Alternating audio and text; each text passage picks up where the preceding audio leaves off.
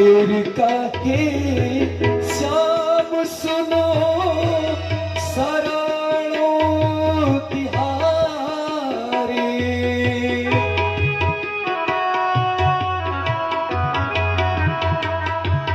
सूर कहे श्याम सुनो शरणो तिहारी।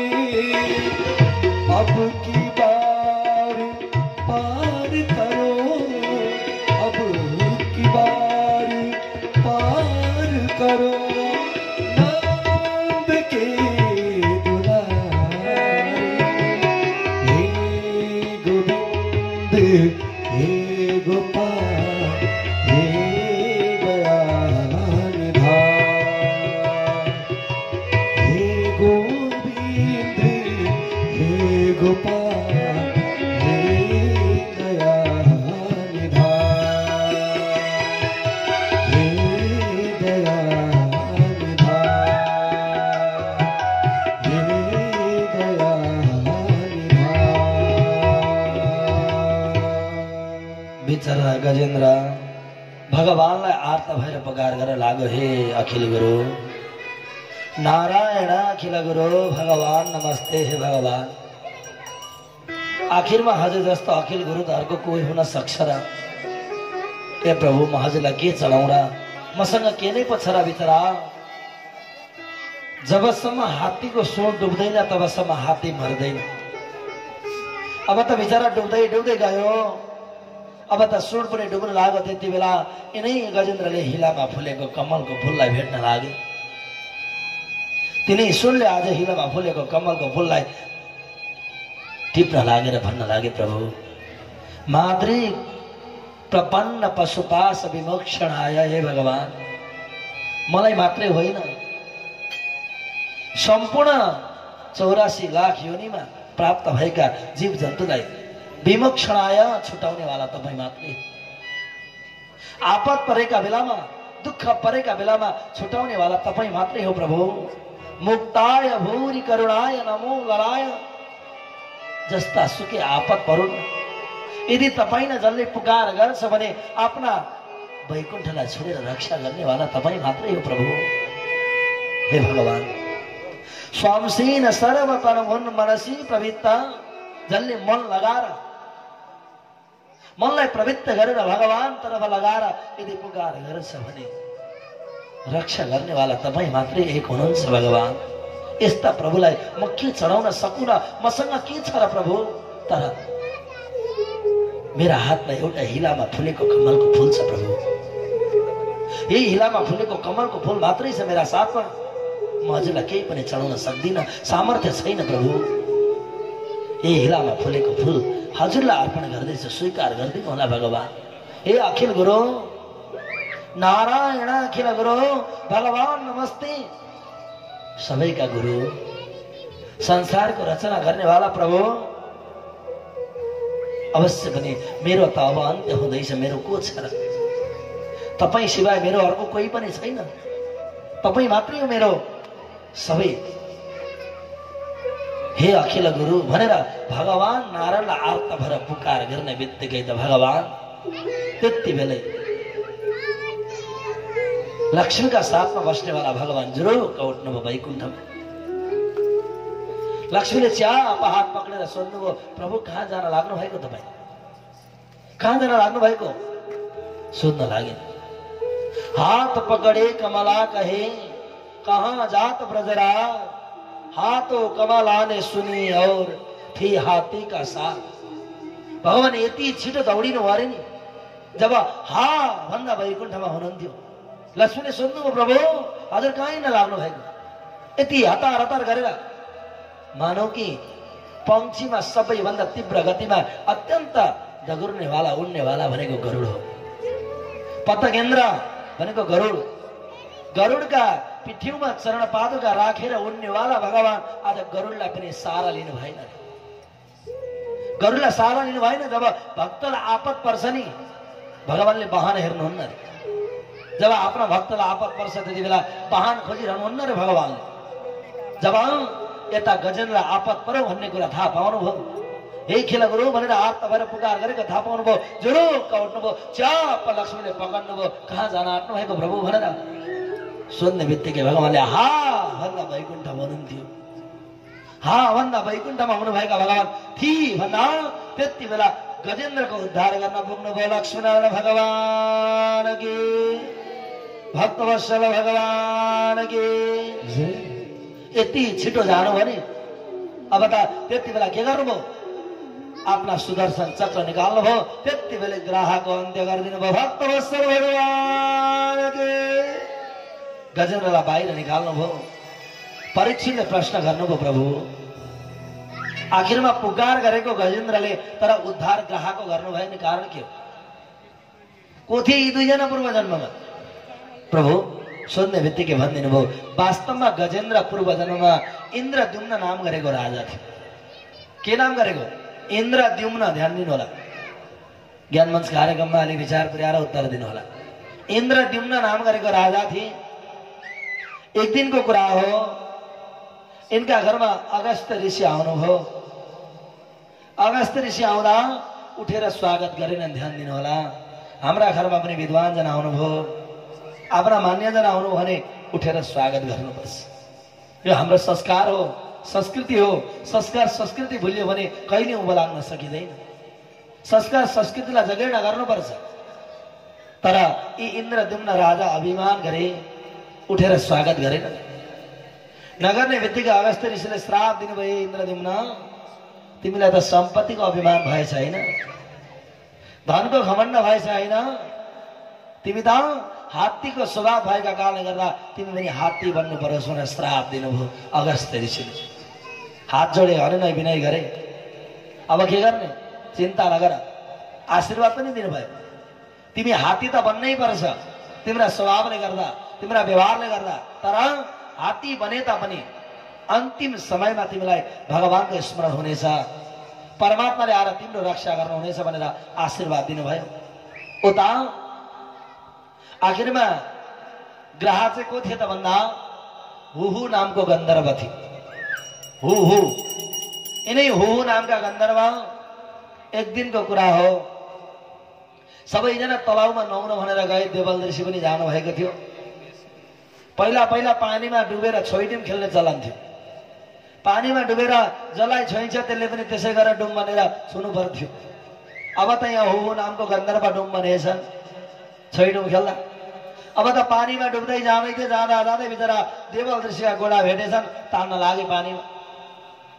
तान्न लागे ए छोड छोड भन्नुहुन्छ किन छोड्दिन त्यति बेला देवल ऋषिले श्राप दिनुभयो मूर्ख तैँले त ग्राहको जस्तो मेरो पनि गोडा पक्रेर तानेको कारणले गर्दा त पनि गोही हुनु पर्यो ग्राह भनेको गोही अब त हु नामको गन्धर्व उठेर हात जोड प्रभु मैले गल्ती गरेँ क्षमा गरिदिनुहोस् गल्ती गर्नु पाप होइन गल्तीको महसुस नगर्नु महापाप हो तर उसले गल्तीको महसुस गरे देवल हु नामका गन्धर्वले देवल ऋषिले भन्नुभयो बाबु श्राप त श्रापै हो तिमीले श्राप त अवश्य भोग्नै पर्छ तर चिन्ता नगर तिमी ग्राह भने तापनि एउटा तलाउमा गएर बस्नेछौ त्रिकुट नाम गरेका पर्वतमा गएर बस्नु तलाउमा एउटा मतवान हात्ती आउनेछ त्यहाँ पानीमा नुहाउन त्यति बेला यिनका गोडा पकड्नु केही गरे पनि तिमीले नछोड्नु त्यति बेला भगवानले तिम्रो उद्धार गर्नुहुनेछ भनेर आशीर्वाद दिनुभएको थियो त्यही हु नामको गन्धर्व ग्राह बनेर आएको थियो त्यही हु नामको गन्धर्व थियो भने यता समयको अन्तराल इन्द्रद्युम्न नाम गरेको राजा थियो यिनै गजेन्द्र बनेर आएका थिए भगवानले दुईटैको रक्षा गजेन्द्रको रक्षा ग्राहको उद्धार गरिदिनु भयो भने गजेन्द्र भनेको हामी हौ ग्राह भनेको काल हो समुद्र भनेको संसार हो यो संसारमा कति बेला कालले पक्रिन्छ थाहा छैन कालले पक्रेका दिन हाम्रा आफन्तले हामीलाई परित्याग गरिदिन्छ तर हामी कति सजिलै बोलिदिन्छौँ कोही सानो नानी बिरामी भयो अथवा कोही बिरामी भयो भने हामी जान्छौँ हेर्न अनि के भन्छौँ थाहा छ कति सजिलो छ क्या हेर बिचरा यसलाई त साह्रै नराम्रो रोग लागेछ कमसेकम बाँड्दा हुने भए पनि त बाँड्दा हुन्थ्यो नि सबैले अलिअलि बाँड्दा हुन्थ्यो नि भन्छु अरे। विचार गर्नुहोस् न, यदि त्यो विराम बाँड्ने हो भने त्यो घरमा कोही पनि पाइला टेक्दैन। एकचोटि भन्नुहोला राधे राधे, सबैले भन्नुहोला राधे राधे। यदि साँच्चीकै त्यो विराम बाँड्ने हो भने नि त्यो घरमा कसैले पनि पाइला टेक्दैन। विचार गर्नुहोस् न, र भन्न त सहिलो छ नि। हेर, त्यो विराम बाँड्दा हुने भए पनि बाँड्दा हुन्थ्यो भन्छ अरे मुखले चाहिँ। विचार गर्नुहोला। त्यही भएर परमात्मा भन्दा ठुलो अर्को कोही छैन। यसरी वर्णन गर्नुभयो। अगाडि गएर चतुर्थ मनवन्तरमा गजेन्द्रलाई मोक्ष गर्नुभयो, भगवानले उद्धार गर्नुभयो, रक्षा गर्नुभयो। पाँचौं रैवत मनवन्तरमा रमा वैकुण्ठमा वैकुण्ठ अवतार धारण गर्नुभयो। छैटौं चाक्षुष मनवन्तरमा समुद्र मन्थन भयो, भगवानले कमठ अवतार धारण गर्नुभयो, मोहिनी अवतार धारण गर्नुभयो, धन्वन्तरी अवतार धारण गर्नुभयो भन्ने बित्तिकै परीक्षितले प्रश्न गर्नुभयो, प्रभु समुद्र मन्थन गर्नुपर्ने कारण के थियो? अनि भगवानले कछुवा बनेर आउनुपर्ने कारण के थियो त? हैन, भगवान भनेका त त्यस्ता परम पुरुषले आज यो कार्य गर्नुपर्ने कारण के थियो प्रभु? सुन्ने इच्छा छ। हजुरले भनिदिनु पर्यो भन्ने बित्तिकै एक समयको कुरा हो। समय बित्दै थियो। बिचरा दुर्वासा भनेको रिसाहा छ नि, सबै रिसाहाको नाम हो दुर्वासा। यिनी दुर्वासा ऋषि चाहिँ एक दिनको कुरा भगवान हरिको दर्शन गरेर, नारायण भगवानको दर्शन गरेर नारायण भगवानले माला लगाइदिनु भएको रहेछ। आफ्ना आश्रममा फर्केर आउनु भएछ। इन्द्र ऐरावत हात्तीमा चढेर गएछन् घुम्दै घुम्दै यिनै दुर्वासा ऋषिका घरमा। ध्यान दिनु होला, हाम्रा घरमा कोही आइहाले भने सकिन्छ भोजनै गरेर पठाउनु पर्छ। सकिएन भने एक गिलास पानी भए पनि खुवाएर पठाउनु पर्छ, खाली कसैले पठाउनु हुँदैन। आखिरमा एक गिलास पानी भए पनि खुवाएर पठाउनु पर्छ, भरि सके केही नखाइ चाहिँ पठाउनु हुँदैन। अब के गर्नु? त्यो पनि सामर्थ्य हुँदैन गुरुजी भनिदिन्छ कसै कसै। त्यति त सामर्थ्य होइन, करबाट पेलेर भए पनि खुवाउँदा भयो, के भएको छ? तर त्यो पनि कहिलेकाहीँ हुँदैन। अब यहाँ के भयो? जब इन्द्र घुम्दै घुम्दै आए दुर्वासा ऋषिका आश्रममा, अब आफ्ना घर आश्रममा आएको चेलोलाई अब केही न केही त दिनु पर्यो नि। बिचरा दुर्वासाको आश्रममा केही रहेनछ। अब के दियो? केही छैन। दुर्वासाले विचार गर्नुभयो, अघि भर्खरै हरि भगवानले लगाइदिनु भएको माला थियो गलामा, थपक्क माला खोल्नु भएछ, प्रसादको रूपमा इन्द्रलाई लगाइदिनु हो। तर इन्द्र अभिमानी, अहंकारी। अब त बिचरा ठिक छ, उसलाई अर्काको गलामा लाएको माला मन परेन त कमसेकम लगाइदिनेका अगाडि त त्यस्तो व्यवहार नगरे हुन्थ्यो नि। इन्द्रले विचार गरे, ए दुर्वासा, तिमीले लागेको जुठो माला मलाउने? म त राजा पो त स्वर्गको। थपक्का खोले, हात्तीतिर फाल्दे। हात्तीलाई माउतीले जे हराए त्यही गर्छ, हो कि होइन? माउतीले सराएको हुन्छ नि, हो कि होइन? जे भनौँ त्यही गर्छ। बस बनाउने बस्छ, उठ बनाउने उठ्छ, हिँड बनाउने हिँड्छ। अब त रिसाएर इन्द्रले माला फालेको देखो हात्तीले, गलामा पुगेको थियो हात्तीको, थपक्का सुनले ताने शिरमा पुगेको मालालाई। अब त च्याति दियो बिचरा हात्ती, ऐरावत हात्तीले। भुइँमा जब फुल च्यातेर गोडाले किल्चिन लाग्यो, हेर्नुहोस् हात्तीले। जसका घरमा गोडाले पुष्पलाई यदि किल्चिन्छन् भने विचार गर्नु, अरे त्यो घरबाट अब लक्ष्मी निस्केर हिँड्ने। अब लक्ष्मी होइन, अलक्ष्मी आइन्, फरक पर्दैन। हामीले पहिले सानामा पढ्या थियौँ, नटिप्नु हेर कोपिला, नच्यात्नु पाप लाग्दछ, नछोप्नु है चरीबरीलाई, दया र धर्म भाग्दछ भनेर पढ्या थियौँ सानामा। पहिले 3 क्लासमा हो कि जस्तो लाग्छ मलाई। मै 45 सालको, त्योभन्दा अब आफै विचार गर्नुहोस् कति सालमा हो त्यो। 3 क्लासमा पढे जस्तो लाग्छ मलाई। भने हो, हामीले फुल च्यात्नु हुँदैन।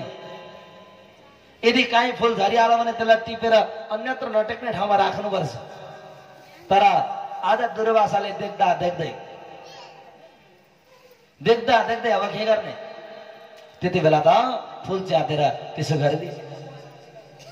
ए त्यति बेला श्राप दिए दुर्वासाले, इन्द्र तँलाई त धनको अभिमान भएछ होइन, सम्पत्तिको अभिमान भएछ होइन मूर्ख, सम्पत्तिबाट छिट्टै च्युत हुँदैछ, नष्ट हुँदैछ। श्राप दिए। अब त गए इन्द्र। यो कुरा दैत्यले थाहा पाए। अब त स्वर्गमा आएर लडाई गरे। लडाई गर्ने बित्तिकै देवताको विहीन भयो। अभिमान गर्न हुँदैन। अब के गर्ने? गयो। अब त छैन, सम्पत्ति विहीन भए। बिचरा दैत्यले जिते। बिचरा सबै देवताका शरणमा गए। हे प्रभु, अब के गर्ने, कसो गर्ने? दैत्यले हामीलाई बसी खान दिएनन् प्रभु। धेरै यो अत्याचारी भयो, दुराचारी भयो, अब के गरौँ? सबैजना शरणमा जाने बित्तिकै भगवानले भनिदिनु भएर एउटै मात्रै उपाय छ। कस्तो उपाय? अब समुद्र मन्थन गर्नुपर्छ। समुद्र मन्थन गर्नुपर्छ। कसरी गर्ने? सबैभन्दा पहिले दैत्यसँग सन्धि गर्नुपर्छ। प्रभु मान्दैनन्, मान्दैनन्। कहाँ मान्छन्? सबै भयभरको सम्पत्ति उनीहरूसँग छ, कसरी मान्छन्? त्यति बेला भनिदिनु भयो, आहे मुसा कवर देवा यर्थस्य पदमिं गतै। मुसा र सर्पको जस्तो सन्धि गर्नुपर्छ। सर्प र मुसाको सन्धि पनि हुन्छ कहिले? विचार गर्नुहोस् त। मुसालाई सर्पले भेट्यो भने बाँकी राख्छ? राख्दैन। अब भन्दै हुनुहुन्छ मुसा र सर्पको जस्तो सन्धि गर्नुपर्छ। कस्तो सन्धि? एक समयको कुरा हो। हेर्नुहोस्, एउटा बिचरा कपडा व्यापारी रहेछन्। जाडोको समय रहेछ। अब के गर्ने? बिचरा यसो पैसा गन्दै रहेछन्। आज व्यापार पनि कम्ती हो, ग्राहक पनि आएनन्। मनमा पीडा हुन्छ नि त जब ग्राहक आएनन् भने। कति पीडा हुन्छ? व्यापारीलाई थाहा हुन्छ, मलाई के थाहा? मलाई त भक्त आउनु भएन भने चिन्ता हुन्छ। त्यस्तै त होला नि। एकचोटि भनिदिनु न, राधे राधे। सबैले भन्नु राधे राधे। ग्राहक आएन भने व्यापारीलाई ठुलो चिन्ता हुन्छ अरे। कान्छा त हाँस्दै हुनुहुन्छ। गुरुले मलाई नै भन्नुभयो क्या भन्नुहुन्छ? होइन, विचार गर्नु होला। अब त पैसा गन्दै हुनुहुन्थ्यो, गन्दा गन्दै साँझ परेछ। त्यति बेला एकजना व्यक्ति आएछन् क्या कपडा किन्नु। घरमा हातुर भयो, के काम थियो, पूजा थियो, कपडा किन्न आएछन्। अब चिनेको ठाउँमा त गइन्छ नि, होइन? तर भरिसक्यो चिनेको ठाउँमा नजानु अरे। 10 रुपियाँ पर्नेलाई 50 रुपियाँ लिन्छन् नि फेरि। विचार गर्नु होला। अब त आएछन् बिचरा कपडा किन्न भनेर। साँझको बेला चाहिँ पैसा गन्दै थियो। गन्दा गन्दै अब ग्राहक आएपछि त पैसा गर्नु भएन। हत्तपत्त राखे, बन्द गर्न बिर्सेछन्। गए कपडा दिन। कपडा दिन जाँदै थिए। अब त्यही त हो नि, बल्ल बल्ल कति दिनमा व्यापार भएको। अब कोठा भाडा तिर्नै पर्ने होला, बिजुली बत्ती तिर्नै पर्छ, होइन? अलिकति त बढाएरै भन्नु पर्यो नि। अब भन्न लागेछन् बिचरा। अब अरूलाई चाहिँ धेरै मगल बेच्ने गरेको थियो। अब साँझमा आउनुभयो तपाईँ, साँझको पाहुना, ठिकै छ। अब अरूलाई 100 रुपियाँ दिने गरेको थियो, त हजुरले 80 दिनु नि भन्नुभएछ। पर्ने कपडा रहेछ 30 रुपियाँ लु, हेर्नुहोस्। अब के गर्नु? अब चाहियो त होइन, 80 नभन्नु न, 60 मा मिलाइदिनु भनेछन्। ल ल लैजाऊ भनेछन्। 60 मा काट्न थाल्यो। यता सर्पले बाटो हेरेछ। जाडो धेरै भएछ, सर्पले तातो खोज्छ अरे, न्यानो। अब के गर्ने? तातो खोज्दै खोज्दै आएछ। आउँदा त्यही बक्सा देखो खुल्ला, पसेछ काठको बक्साभित्र। अब त पैसाको गड्डी मुनि गयो, भित्र बस्यो, तातो खोज्दै खोज्दै। यता कपडा बेचे बिचरा। अब 30 मा बेच्ने कपडा 60 आइगयो, 30 त आइगयो, किन चाहियो? अब त कपडा बेच्यो भने यसो पैसा भेला बारे हाले दिनेर रात परो, बन्द गरे गए घर। अब कतिन्जेल पैसा चाहिएन, अलिअलि निकाले, फेरि बन्द गरे, फेरि निकाले, फेरि बन्द गरे। हुँदा हुँदा अब गर्मीको समय आयो। जाडो त कति नै, त्यही 2 महिना त हुन्छ। अब गर्मी जब आएपछि सर्पले चिसो खोज्छ फेरि। हेर्नुहोस् है, त्यही भएर त जाडामा कहिलेकाहीँ सिरानी मुनि पनि सर्प भेटिन्छ। त्यही भएर सिरानी टकटकाएर सुन्नुपर्छ। कहिलेकाहीँ बसिरहेको हुन्छ। अब के गर्ने? अब त बिचरा सर्प निस्किन खोज्छ, कहीँबाट निस्किन पाउँदैन। यता घुमेर जान्छ, पाउँदैन। यता घुमेर आउँछ, छैन ठाउँ। त्यति बेलै मुसा चुचु चुचु चुचु चुचु गरेर आएछ वरिपरि नि। सर्पले थाहा पायो। परिबाट भनौँ, भान्जा नमस्कार। हेर्नुहोस् है, अब हेर्नुहोस् है। अब मुसाले विचार गरेर कसैलाई बोलाएको होला। अब मेरो मामै छैन नि त, अब म कहाँबाट भान्जो हुनु? मामै नभएको त भान्जो कसरी हो? बिचरा गएछ मुसा। फेरि बोलाएछ, होइन भान्जा नमस्कार, चिनेन हौ म तिम्रो मामा कहाँ, साख्य मामा। भेटिन्जेल बता, नभेटिन्जेल मामा। आ त भनेछ बिचरा। अब आपतै परेको होला, के भयो? अलिवरा आएर भनेछन्, होइन के भयो मामा भनेछ। के हुनु नि भान्जा, मलाई त साह्रै ठुलो आपत परेको छ। कस्तो आपत? कसरी भनौँ भान्जा, म बाहिर निस्किन खोजेको ठाउँ कहीँ छैन। अब के गर्नु? भान्जाले भनेछन्, मैले के सेवा गर्नु पर्यो मामा भन्नुहोस्। अब तिम्रो त दाँत साह्रै तिखा तिखा छन् अरे। त्यसैले गर्दा तिमीले अब यो मेरो बाटो बनाइदिनु पर्यो, दुलो बनाइदिनु पर्यो बक्साबाट निस्के। पक्का हो त मामा? पक्का। ल हजुर चिन्ता नगर्नुहोस्। बिचरा मुसाका दाँत तिखा तिखा अब त काठ काट्न थालेछ, त्यही भएर पलाइसलाई सबै खाइदिन्छ त मुसाले। अत कर्याक कर्याक कर्याक कर्याक पारो। एक दिन पारो भएन, 2 दिन पारो भएन, 3 दिन पारो, धेरै दिन लगाए दुलो बनाएछ मुसाले। अब त भनेछ मामा ल निस्किनुहोस् बाहिर। बिचरा अब अलि सानो दुलो, यता सर्प रहेछ ठुलो, अब के गर्ने? भान्जा यसमा त म नअट्नेमा अलि ठुलो बनाइदेऊ न भनेछ। फेरि कर्याक कर्याक कर्याक कर्याक बनाइदिएछ। अब त बिचरा सर्प बाहिर निस्के। आङ तान्न लाग्यो, कति दिनको भोको, कति दिन खाना नपाएर बसेको त्यो बक्सामा, पानी पनि पिउन नपाएको सर्प कति आपत पऱ्यो होला। अब त भनेछ भान्जा तिमीलाई मामाको अलिकति पनि दया लाग्दैन? हेर त मामा कस्तो ठाउँमा बसेछ, त्यसै तिमीलाई गुहारमा आएको मैले। एकचोटि गएर हेर त ठाउँ, बाटो छ नि, सर्प बाटो पठाएछ भित्र हेर्नु।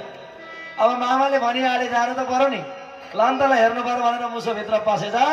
यसो हेरेर बाहिर निस्केर राम राम राम राम मामा साह्रै आपत्ति गरी पो बस्नुभएको रहेछ त, यति सानो ठाउँमा कसरी अट्नुभयो भनेर निस्किँदै थियो। एक भित्ताको मुख आएर त्यही दुलामा बसेछ सर्प। हेर्नुहोस् है, अब कहीँ भाग्ने ठाउँ छैन मुसाको। होइन मामा यो के गर्नुभएको तपाईँले? भान्जा के गरौँ र अब मैले? अघि त मेरो काम बनाउनु थियो र पो त तिमीलाई मामा भान्जा बनाएको त मैले। आखिरमा तिमीलाई मैले भान्जा बनाएँ भने मेरो आहार चाहिँ को हुन्छ? च्याप पक्रियो। गोविन्दाय नमो नम भक्तवत्सल भगवान की। खाइदियो सर्पले। भने यस्तै गर्नुपर्छ, अब सन्धि गर्नुपर्छ, सानो हुनुपर्छ भनेको मतलब। आफ्नो काम बनाउनलाई सानो हुनुपर्छ अरे, गाली पनि सहनुपर्छ, फकाउनुपर्छ आफ्नो काम बनाउन। त्यति छैन हप्काउँदा कहाँ कसैले काम गरिदिन्छ? गर्दैन नि। अब त जाऊ गएर दैत्यलाई भन हामी अवश्य पनि तिम्रा दाजुभाइ हौ, अब हामीले झगडा गरेको राम्रो हुँदैन, अब हामीले एउटा काम गर्नुपर्छ, समुद्र मन्थन गर्नुपर्छ भन। तिनीहरूलाई फर्काओ, फकाओ दैत्यलाई। अनि फकाएपछि समुद्र मन्थन गर्नुपर्छ, अनि मात्रै राज्य हाम्रो हुन्छ, नत्र भने हुँदैन भनिदिनु भयो भगवानले। यदि तिमीहरूले समुद्र मन्थन गर्ने भयो भने कछुवाको रूप धारण गरेर म आएर तिमीहरूलाई सहयोग गर्छु, चिन्तन गर्नु पर्दैन भनिदिनु भयो। गए दैत्यलाई फकाउन गए देवताहरू, किन मान्थे र? सम्पत्ति सबै उनीहरूको हातमा छ, किन मान्नु पर्यो? हुँदैन हुँदैन गइहाल्यो एउटा गाली गरे। फेरि फकाए, हेर दाजुभाइ हो, आखिरमा आमा पो हाम्रो दुईटी हो, बाउ त एउटै हुन् नि। आखिरमा तिम्रा बाउ र मेरा बाउ त एउटै हुन्, आमा दुईटी हुन्, के फरक पर्यो र? हेर यसरी हामीले दाजुभाइ लडाइँ गरेको राम्रो हुँदैन। भनिन्छ नि भाइ फुटे गवार लुटे, यो राम्रो होइन। हामीले फुट्नु होइन, जुट्नु पर्छ। यदि हामीले झगडा गर्यौँ भने शत्रुले हामीलाई आक्रमण गर्छन्। हेर मक्ख बनाइदिए, हेर्नुहोस् न कति बाठा देवता। अब त फकाइ फुल्याइ गरे, अब के गर्नु पर्यो? अलि रिसाएर भनेछ नि दैत्यले, हेर भाइ हो हामीले अब समुद्र मन्थन गर्नुपर्छ। समुद्र मन्थन गर्दा के हुन्छ? सुन्दर अमृत निस्किन्छ। अनि त्यो निस्केर के गर्न हामीले? अब कहाँ छ नि थाहा भएको अमृत कस्तो हुन्छ कहिले देखा भयो थाहा हुन्छ। अरू भनेछन् त्यो खायो भने हामी जीवन त कहिले मर्दैन, अमर रहन्छौँ। हेर त्यसले गर्दा हामीलाई कसैले जित्न सक्दैन। भाइ हो हामीले यो काम गर्नुपर्छ भने बल्ल बल्ल बल्ल फकाए। समुद्र मन्थन गर्ने निर्णय भयो। अब समुद्रलाई ठेकी त बनाउनु भयो, अब मदानी कसलाई बनाउनु? मदानी पनि त चाहियो नि, त्यसै ठेकीमा घर्रा घुर्रा पारेर घिउ निस्किँदैन, मदानी पनि चाहियो। अनि मदानी मात्रै भएर हुँदैन नि, नेति चाहिँदैन। अहिले त के गर्नु, मोही नै पार्नु पर्दैन। गुरुजी के को नेति भन्नुहुन्छ नि? सबै डायरीमा दुध पुगेको छ, कहाँको नेति? अब के गर्ने? नेति पनि त चाहियो, बोलाउन लाग्नु भएछ। सबैभन्दा पहिलो मन्दराचल पर्वतलाई ल्याउनु भयो मदानी बनाउन। मदानी बनाउन ल्याउनु भयो।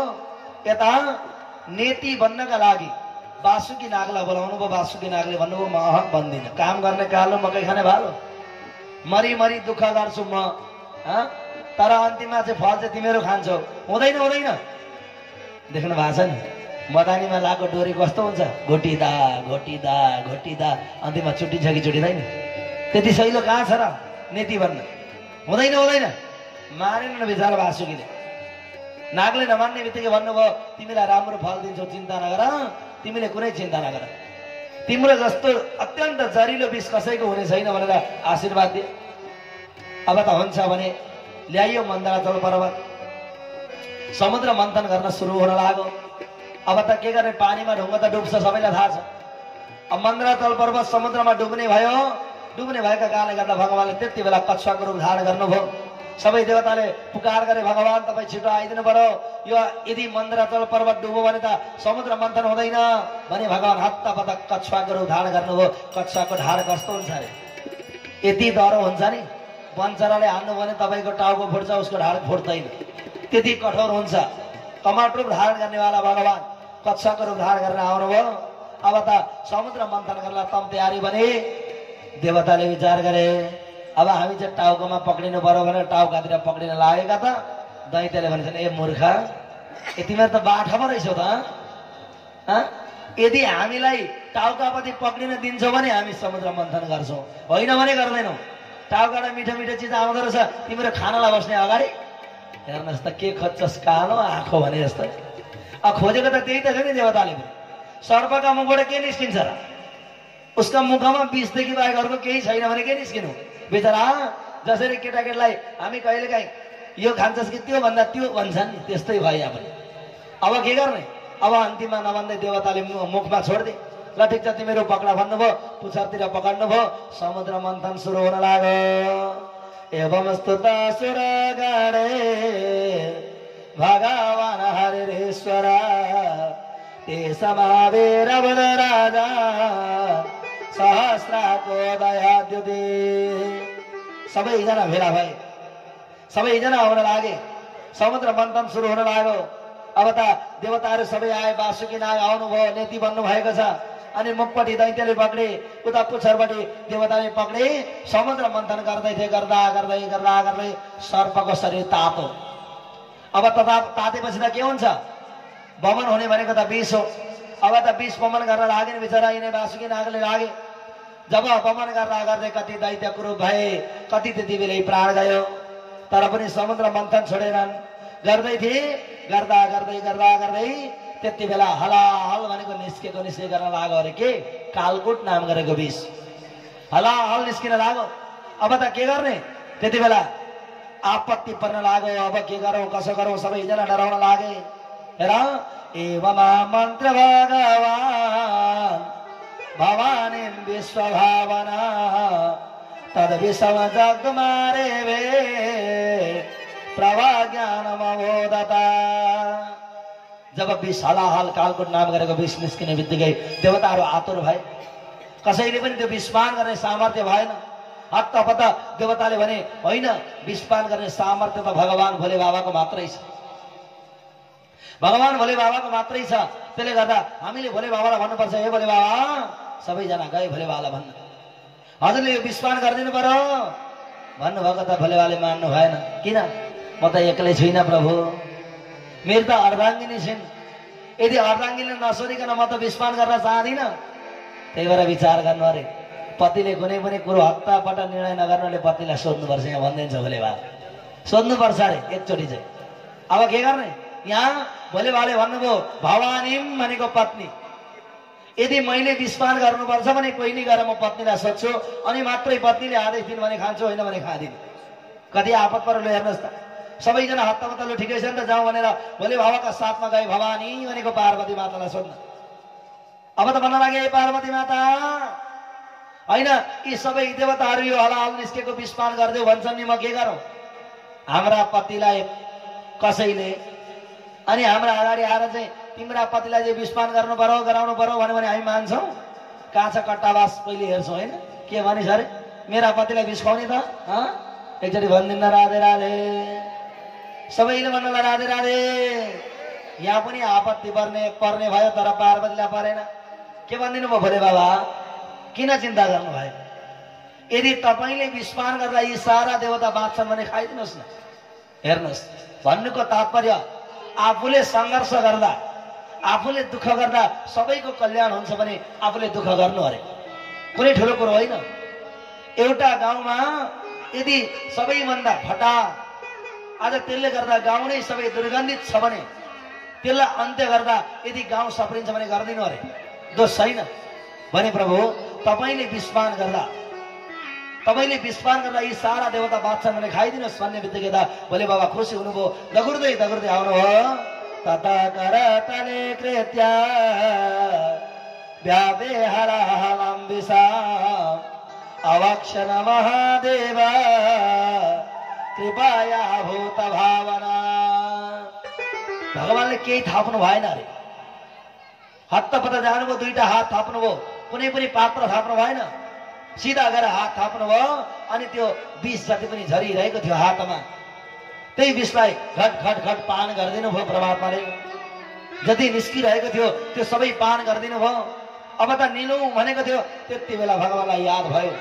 किन भन्दा मेरा हृदयमा त भगवानलाई सजाएर राखेको छु। बालमुकुन्द भगवान हुनुहुन्छ, परमात्मा हुनुहुन्छ। अब मैले विश्वास गरेँ भने त मेरा भगवान कुरूप बन्नुहुन्छ। अब के गरौँ? पान नगरौँ, बाहिर बमिट गरौँ भने सबैजना अन्त्य हुन्छ, जलेर भस्म हुन्छन्। अब भित्र पान गरौँ भने प्रभु मेरा भगवान कुरूप भन्नुहुन्छ। अब के गर्ने होला? त्यति बेला भोले बाबाले सोच्नुभयो, अब म भित्र पनि पान गर्दिन, बाहिर पनि बमन गर्दिन, मेरा घाँटीमा यी सबै विषलाई सुकाइदिनु पर्यो भन्ने विचार गर्नुभयो। नभन्दै भोले बाबाले आफ्ना घाँटीमा त्यो विष राख्नुभयो। घाँटीमा राख्नु भएको थियो। नभन्दै भोले बाबाको घाँटी डढेर निलो भयो। नाम रह्यो नीलकण्ठ महादेव के जय, भक्तवत्सल भगवान के जय हो, शंकर भगवान के जय हो। पहाड़ को टेढ़ी इलाम बाजार बीरिंगे गावे माँ दर्शन देउना भले बाबा दर्शन देउना। जय हो। ताली सबैले बजाउनलाई बिस्तारै बिस्तारै हातमा ठेउरा उठ्न सक्छ। अझै 3 दिन बाँकी छ। जय हो। अरे वो पहाड़ को टेढ़ी पशुपति मंदिर, पहाड़ को टेढ़ी काठमांडू शहर पशुपति मंदिर माँ दर्शन देउना भोले बाबा दर्शन देउना, दर्शन देउना भोले बाबा दर्शन देउना।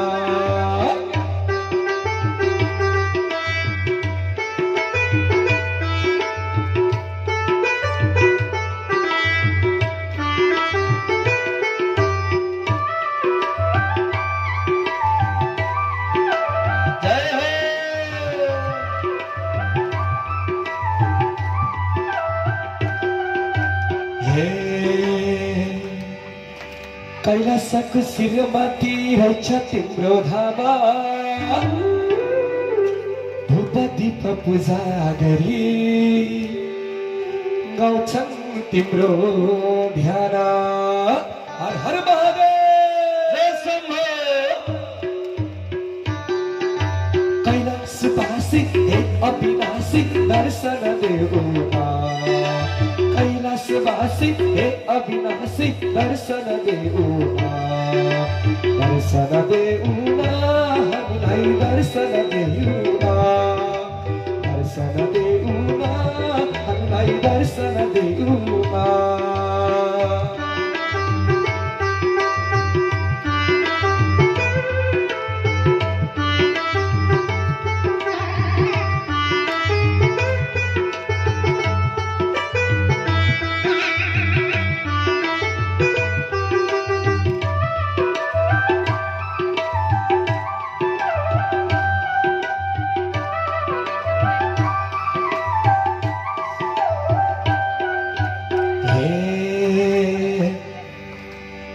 छाला कम्बरमा रहेछ भोले बाबा तिम्रो,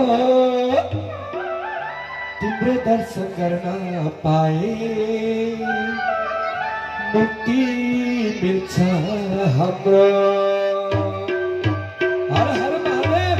सर्पको माला लगाउने बाबा दर्शन देउना, सर्पको माला लगाउने बाबा दर्शन देउना, दर्शन देउना हामीलाई दर्शन देउना, दर्शन देउना हामीलाई दर्शन देउना।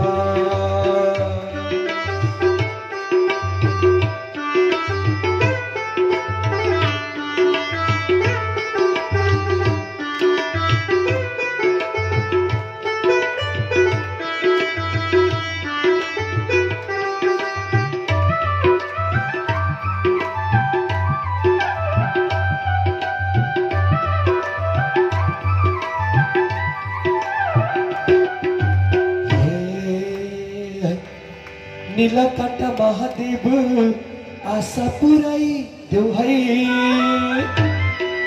स्वामी मेरो अर्जी सुनी लाजा राखी देऊ है हे अविनाशी हे त्रिपुरारी दर्शन देऊ ना हे अविनाशी हे त्रिपुरारी दर्शन देऊ ना दर्शन देऊ ना बजाओ है ताली न बसो खाली खाली जय हो दर्शन देऊ ना दर्शन देऊ ना दर्शन देऊ ना दर्शन देऊ ना शंकर महादेव के नीलकंठ महादेव के जब भोले बाबा को घाटी डढेर नील भयो भगवानलाई साह्रै आपत पर्यो त्यति बेला सबै देवताले थाहा पाए हत्तपत्त गंगालाई बोलाइदिनु भयो गंगा माता आउनुभयो शिरमा बस्नुभयो किन भन्दा जब डढेको घाउमा पानी लगाइयो भने शीतल हुन्छ सबैलाई थाहा छ हो कि शीतलता प्रदान गर्नका लागि गंगा शिरमा आउनुभयो चन्द्रमाले पनि शीतलता प्रदान गर्नका लागि तिनै शिरमा आएर बस्नुभयो यसरी सम्पूर्ण देवताले गएर जल चढाउन लागे भगवान भोले बाबालाई शीतलता प्रदान गर्नका लागि त्यही भएर जलसी प्रिय भनिन्छ भोले बाबालाई जल प्रिय हुन्छ अरे अरू चिज लानु पर्दैन कुनै दिन मन्दिर जानुभयो भोले बाबाका कुनै पनि मन्दिरमा पुग्नु भने एक लोटा जल चाहिँ चढाउनु अरे भोले बाबालाई जलसी प्रिय किन हामीले जल चढायौं भन्दा हामीलाई बचाउनका लागि भोले बाबाले यतिका कठोर कालकुट नाम गरेको विषलाई पान गरेर हामीलाई बचाउनु भयो भने आज त्यो विषले उहाँलाई कति स्तब्ध गराएको छ त्यो स्तब्ध शीतल होस् भन्नका लागि हामी भोले बाबाका मन्दिरमा जल चढाउने गर्छौं जल चढाउँदा भोले बाबा खुसी हुनुहुन्छ त्यही भएर जलसी प्रिय भन्ने गरिन्छ भोले बाबाको मन्दिरमा जल चढाइयो भने भोले बाबा खुसी हुनुहुन्छ अब त यता के भयो फेरि समुद्र मन्थन सुरु भयो अब के गर्ने 14 वटा रत्नहरू निस्किन लागे लक्ष्मी कौस्तुभ पारिजातक सुरा धन्वन्तरे चन्द्रमा धेनो कामदुगा सुरेश्वर गजो ब्रह्मादि देवांगना अश्वा सप्तमुखो विषम हरिधनो शंखोऽमृतम चाम्बुजे रत्नानीति चतुर्दश प्रतिदला कुर्वन्तु नो मङ्गला रत्नानीति चतुर्दश प्रतिदिना कुर्वन्तु नो मङ्गला 14 वटा रत्नहरू निस्किन लागे अब के गर्ने भगवानले अत्यन्त सुन्दर हिँडै पावन अझ रत्नहरूलाई पारिजातहरूलाई स्वर्गतिर पठाइदिनु भयो अप्सराहरूलाई स्वर्ग पठाइदिनु भयो समय बित्दै थियो कौस्तुभ मणिलाई आफ्ना गलामा धारण गर्नुभयो गलामा धारण गर्ने बित्तिकै त रिसाए रहन्थ्यो अब के गर्ने जब समुद्र मन्थन गर्दा गर्दै उच्च श्रवा नाम गरेको घोडा निस्किन लाग्यो उच्च श्रवा नाम गरेको घोडा निस्किने बित्तिकै दैत्यले लडाई गरे झगडा गरे यो घोडा हामीले प्राप्त गर्नुपर्छ हामीले आउनुपर्छ भनेर झगडा गर्ने बित्तिकै देवताले पनि त्यो घोडा प्रदान गरिदिए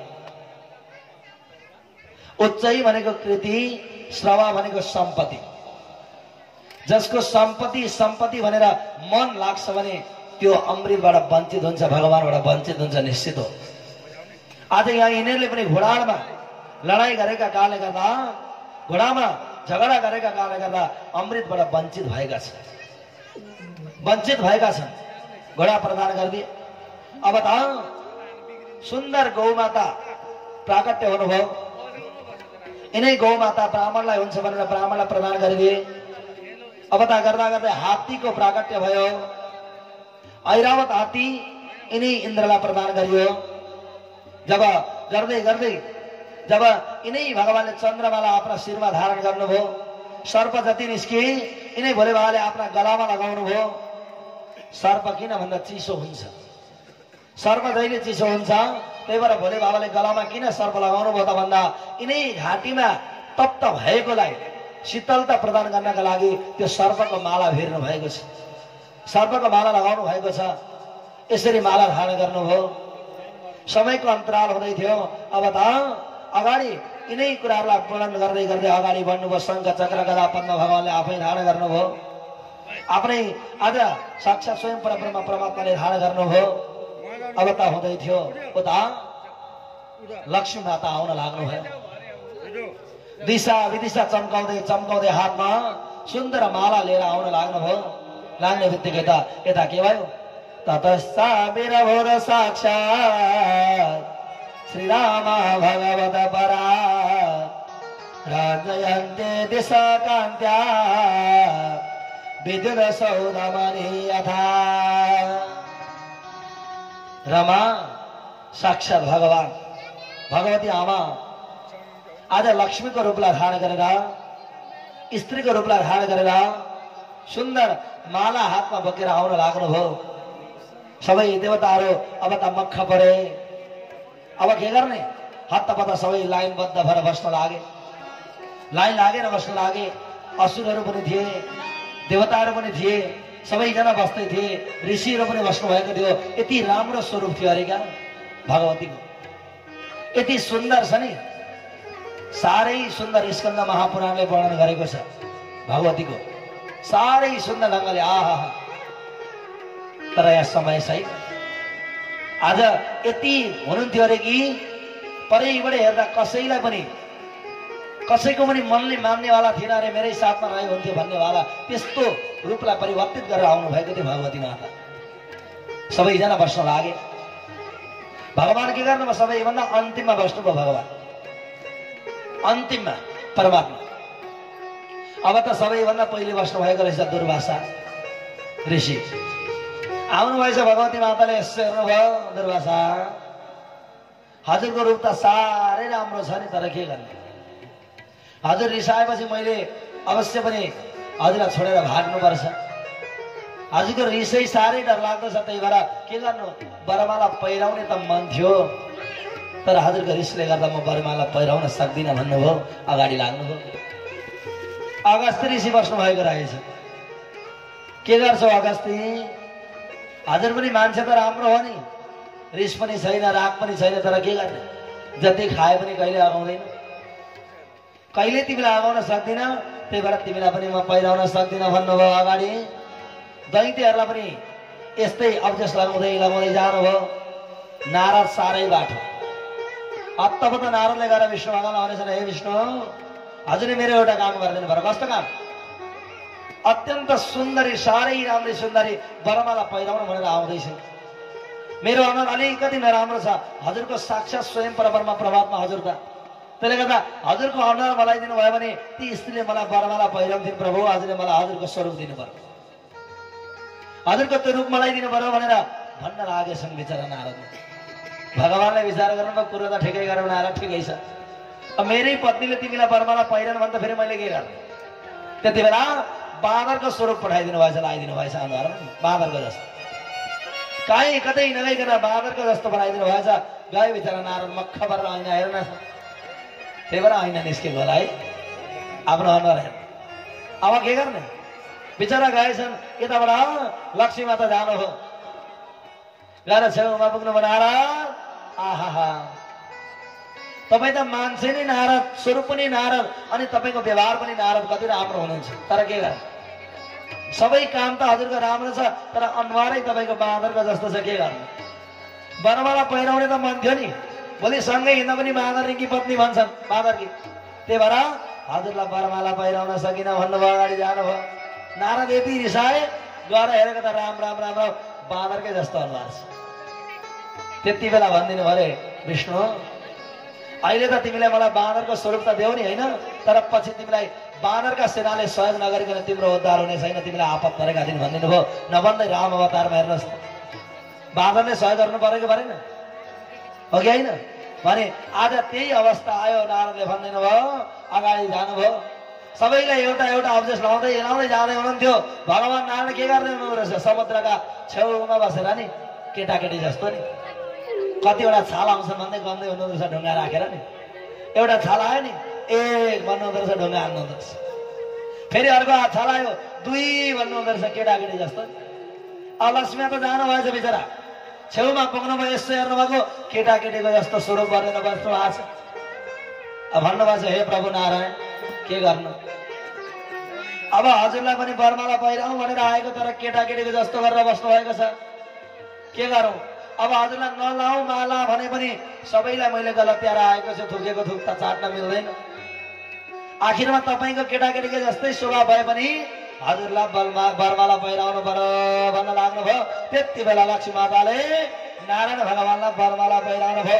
लक्ष्मी नारायण भगवान के, भक्तवत्सल भगवान के, वैकुण्ठवासी विष्णु भगवान के। आहा, भगवानले बरमाला पहिरिनु भयो, लक्ष्मी माताले बरमाला लगाइदिनु भयो। अब त दैत्य यति रिसायो नि, आहा, अब त मणि पनि उसैले लायो अनि राम्री केटी पनि उसैले लाग्यो। अब समुद्र मन्थन गर्दैनौ भने बिचरा हुन पनि त हो नि। अघि कस्तो मणि निस्क्यो, खुत्रेका गलामा लगाए, शङ्ख चक्र गदा पद्म सबै टाँसे आफ्नै जिउमा, अनि आएकी राम्री कन्या पनि आफै लान्छन्, अनि रिसाउँदैन। हेर्नुहोस् त, अब त फकाइ फुल्याइ गरे, तब फेरि पनि समुद्र मन्थन सुरु भयो। जब समुद्र मन्थन हुँदै थियो, हुँदा हुँदै हुँदा हुँदै अब त समुद्रका बीचबाट धन्वन्तरी भगवान प्राकट्य हुनुभयो। धन्वन्तरी अवतार भगवान के जय भनेको हाय भन्दै हुन्छ, भारत बजा छैन त। कृष्ण कन्हैया के। अब त धन्वन्तरी भगवान खाली हात आउनु भएन रे, हातमा अमृतका घडा बोकेर आउन लाग्नुभयो भगवती माता। धन्वन्तरी अवतार भगवान आउने बित्तिकै त परैबाट दैत्यले देखे भगवानले भन्दा पहिला। हत्तपत्त दैत्यले के गरे, च्यापति नै धन्वन्तरीका हातबाट अमृतको घडा खोसे। अब त भाग्न लागे। हेर्नुहोस्, अमृतको महत्व थाहा भएको बिचरा खान्थ्यो। अब त तछाड कि मछाड गर्न लागे, लडाइँ गर्न लागे। अहम पूर्व न त्वम न तमिति प्रभो, त पहिले होइन म पहिले भन्न थालेछन् नि, खोज्न थाले। अर्काले पनि तैँले होइन म पहिले खाने भने फेरि अर्काले खोज्न लागे। देवतालाई साह्रै ठुलो चिन्ता पर्यो। बल्ल बल्ल दुःख गरेर यति कठोर मन्थन गरेर निकालिएको अमृत, थोरै अमृत अब भुइँमा पोखियो भने त त्यसको सदुपयोग हुँदैन। भगवान अब हजुरले छिटोभन्दा छिटो त्यो अमृतको रक्षा गरिदिनु पर्यो भन्ने बित्तिकै त भगवान मोहिनी अवतार धारण गरेर आउनुभयो। मोहिनी अवतार भगवान के जय गर्न भन्ने भक्तजनहरू कि सबैको जय होस्।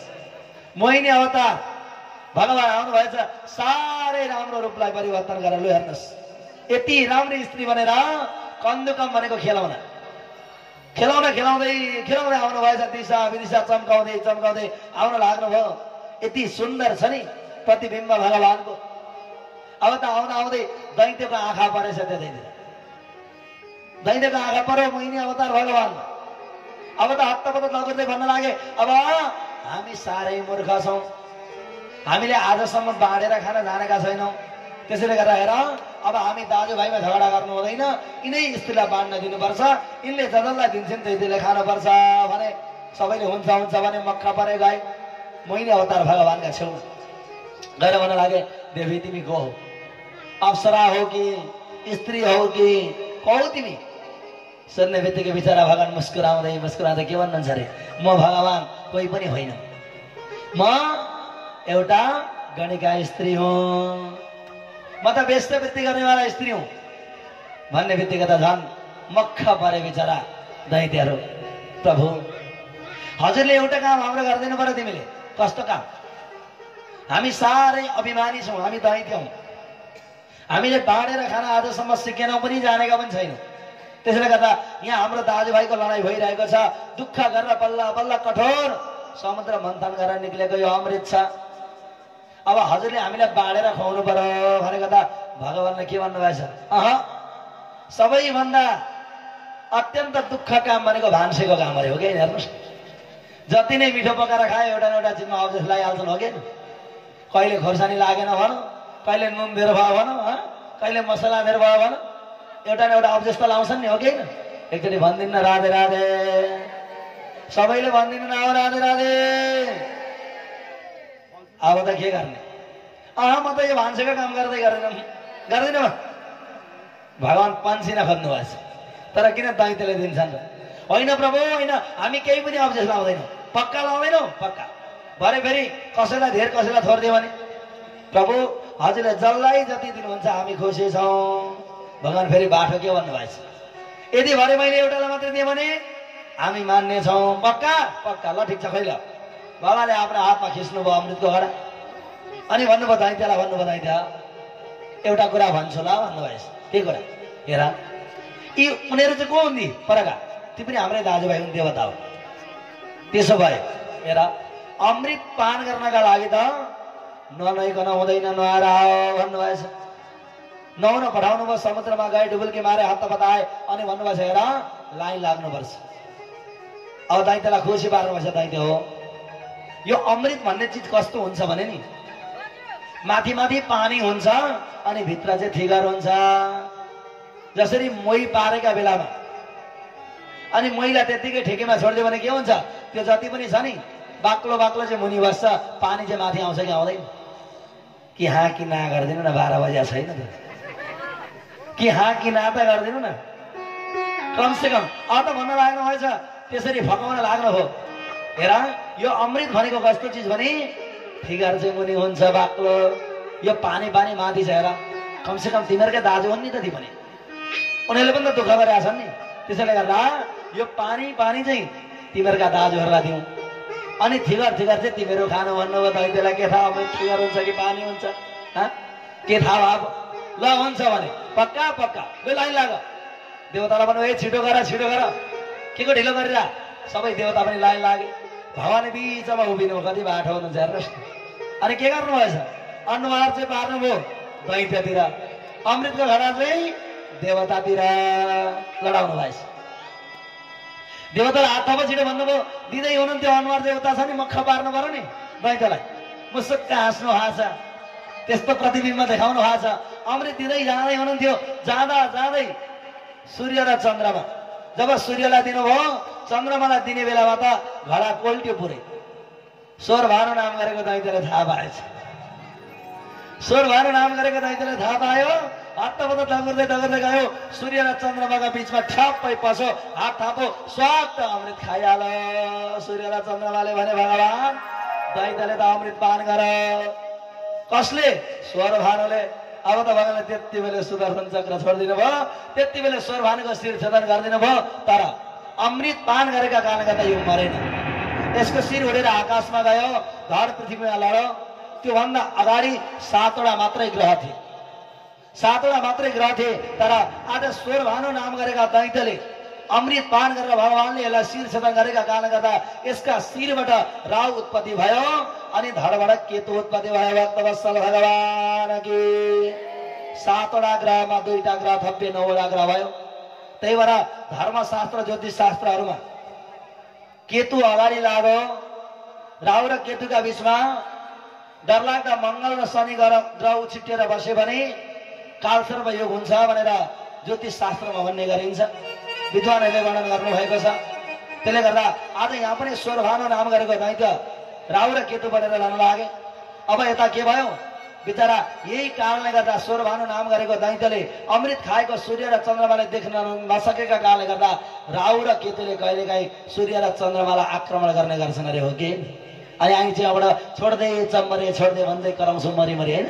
नाङ्लो ठटाउँछौँ लु हेर्नुहोस् त अब हेर्नुहोस् त त्यही दागा धरेको अरे सूर्य र चन्द्रमालाई राहु र केतुले अब पुष्पमा पनि दागा धर्दैछन् आउँदैछन् यो पुष्पमा दागा धर्दैछन् राहु र केतुले सूर्यलाई अस्ति चन्द्रग्रहण लाग्यो भर्खरै राहु र केतुले आक्रमण गरे अहिले फेरि अब पुष्पमा सूर्यलाई आक्रमण गर्दैछन् यसरी आक्रमण गरे यता अब त दैत्य बिचरा हेरेका हेरे भाइ न त पानी पिउन पाए न त फिगर खान पाए अब त घमासान युद्ध भयो ठुलो युद्ध भयो अब त युद्ध हुँदा हुँदै दैत्यलाई देवताले जित्न लागे परास्त गरे अघि उनीहरूले लगेको त्यो स्वर्ग फिर्ता गर्न लागे भक्तवत्सल भगवान की कृष्ण कन्हैया लाल की अब त फिर्ता ल्याए तर दैत्यहरू साह्रै दुखी भए अब त गएर आफ्ना गुरुसँग अनुनय विनय गरे शुक्राचार्य गुरु हुनुहुन्थ्यो दैत्यका गुरु शुक्राचार्य गुरुलाई साह्रै धेरै आज अनुनय विनय गर्ने बित्तिकै बलिलाई बोलाउनु भयो। बलि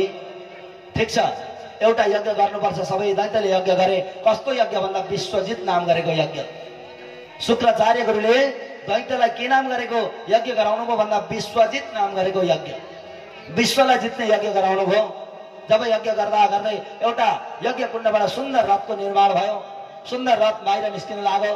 त्यसैमा शुक्राचार्य गुरुले ज्योति हालिदिनु भयो, शक्ति हालिदिनु भयो। भन्नुभयो बलि जाऊ, तिमी यसमा चढेर जाऊ, जहाँ जहाँ युद्ध गर्छौ त्यहाँ त्यहाँ तिमीले जित्नेछौ भनेर आशीर्वाद दिनुभयो शुक्राचार्य गुरुले। वास्तवमा धर्मशास्त्रले भन्छ देवतालाई होइन रे, आफ्नो कार्य सिद्धि गर्नुपर्छ, वाक सिद्धि गर्नुपर्छ भने गुरु खुसी बनाउनु पर्छ। गुरु भनेको के हो? गु भनेको अन्धकार, रु भनेको ज्योति हो। अन्धकारलाई हटाएर ज्योति प्रदान गर्नेको नाम हो गुरु भनेको। ज्योति प्रदान गर्नेवालाको नाम हो गुरु भनेको। त्यसले गर्दा जब गुरु खुसी भएनन् भने देवता खुसी भएर केही पनि हुँदैन। हेर्नुहोस्, त्यही भएर मेरा पनि आजसम्म मेरा गुरुजी खुसी हुनुभएको छ। त्यही भएर हजुरहरूको सामुमा 149 पुराण भन्न म सामर्थ्यवान भएको छु। यो गुरुको कृपा हो, गुरुको आशीर्वाद हो, भगवती माता पाथिभराको अनुकम्पा हो। त्यसले गर्दा गुरु खुसी पार्नुपर्छ। गुरु खुसी हुनु भएन भने जस्ता सुकै कर्म गरे पनि कहिल्यै परिपूर्ण हुन सक्दैन। 68 साल वैशाख 24 गते मैले घरमा पुराणको आयोजना गरेका थिएँ। त्यसै दिनदेखि भगवतीको कृपा रहिरहेको छ। आजसम्म यिनै तपाईँहरू जस्ता श्रोतालाई गुणानुवाद श्रवण गराउने सौभाग्य मिलिरहेको छ। भगवती आमासँग यही कामना गर्छु सधैँभरि मिलिरहोस्। यसरी नै गान गर्दा गर्दै यो प्राणलाई अन्त्य गर्न पाऊँ, परमात्मासँग यही मात्र मेरो याचना छ। परमात्मासँग यही मात्र याचना बनेको छु, याचक बनेको छु। त्यसले गर्दा परमात्मा भन्दा पनि ठुला गुरु हुन्।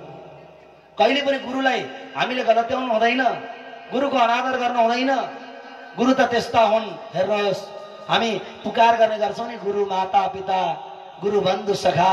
आखिरमा गुरु माता हुन्, गुरु पिता हुन्। आफ्ना माता पितालाई गलत्याएर फेरि देवता मात्रै पूजा गरियो भने पनि गुरुलाई मात्रै पूजा गर्दा पनि हुँदैन। आफ्ना माता पितालाई पनि आदर गर्नुपर्छ, माता पितालाई स्वागत गर्नुपर्छ, माता पितालाई सम्मान गर्नुपर्छ। पहिलो गुरु भनेको संस्कार दिने भनेको आमा हो। मैले हिजो पनि भने तपाईँहरूलाई चर्चाभरि चर्चा, हजुरहरू कसले सुन्नुभयो? पहिलो गुरु भनेको आमा हो। पिताले छोराछोरी कस्तो बनाउँछु भन्दा बनाउन सकिँदैन, तर आमा हो छोराछोरीलाई जस्तो बनाउँछु भनौँ त्यस्तै बनाउने सामर्थ्य भनेको आमा हुन्छ। किन? घरमा बाबु चिनाउने अधिकार पनि आमाकै हुन्छ। आमाले मात्रै बाबु चिनाउने अधिकार प्राप्त गर्नुभएको छ।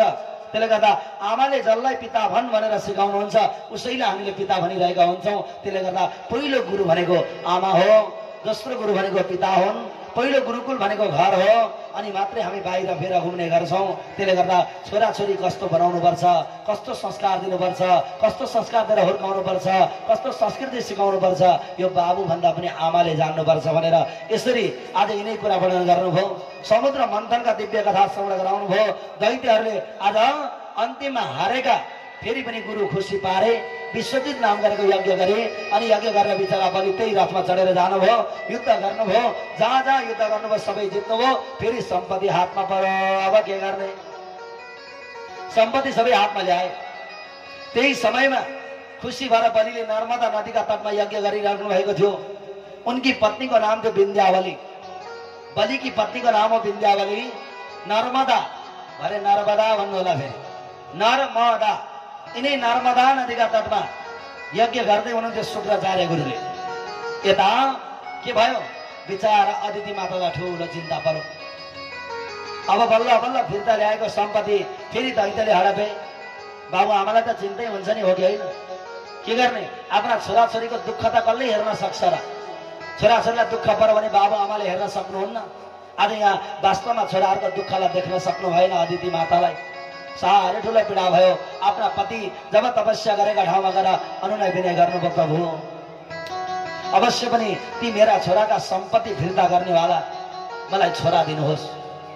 दैत्यलाई परास्त गरेर ती सम्पत्ति फिर्ता गर्ने मलाई त्यस्तो पुत्र दिनुहोस् भनेर वरदान माग्न लाग्नुभयो। बिचारा कश्यपसँग अदिति माताले माग्न लाग्नुभयो। कश्यपले पनि भन्नुभयो, हेर देवी तिम्रो कुरा त सही हो, तर यदि लडाई झगडा गर्नेसँग मात्रै लडाई झगडा गर्नुपर्छ। जसले लडाई झगडा गर्दैन भने त्योसँग लडाई झगडा गर्नु पाप हो। हेर यति बेला दैत्यहरू गुरुलाई प्रसन्न पारेर गुरु भक्ति भएका छन्, देवताको आराधना गरेका छन्। यस्ता आराधना गरेका बेलामा लडाईँ गर्नु उचित हुँदैन। तर चिन्ता नगर, सर्प पनि मर्ने लौरो पनि नभाचिने तिमीलाई उपाय सिकाउँछु। कस्तो उपाय? तिमीले 12 दिनको पयव्रतलाई धारण गर। 12 दिनको पयव्रतलाई तिमीले धारण गर, मतलब दुध मात्रै पान गरेर 12 दिनसम्म बस। यसका नियमहरू छन्, त्यो नियमलाई पालना गर।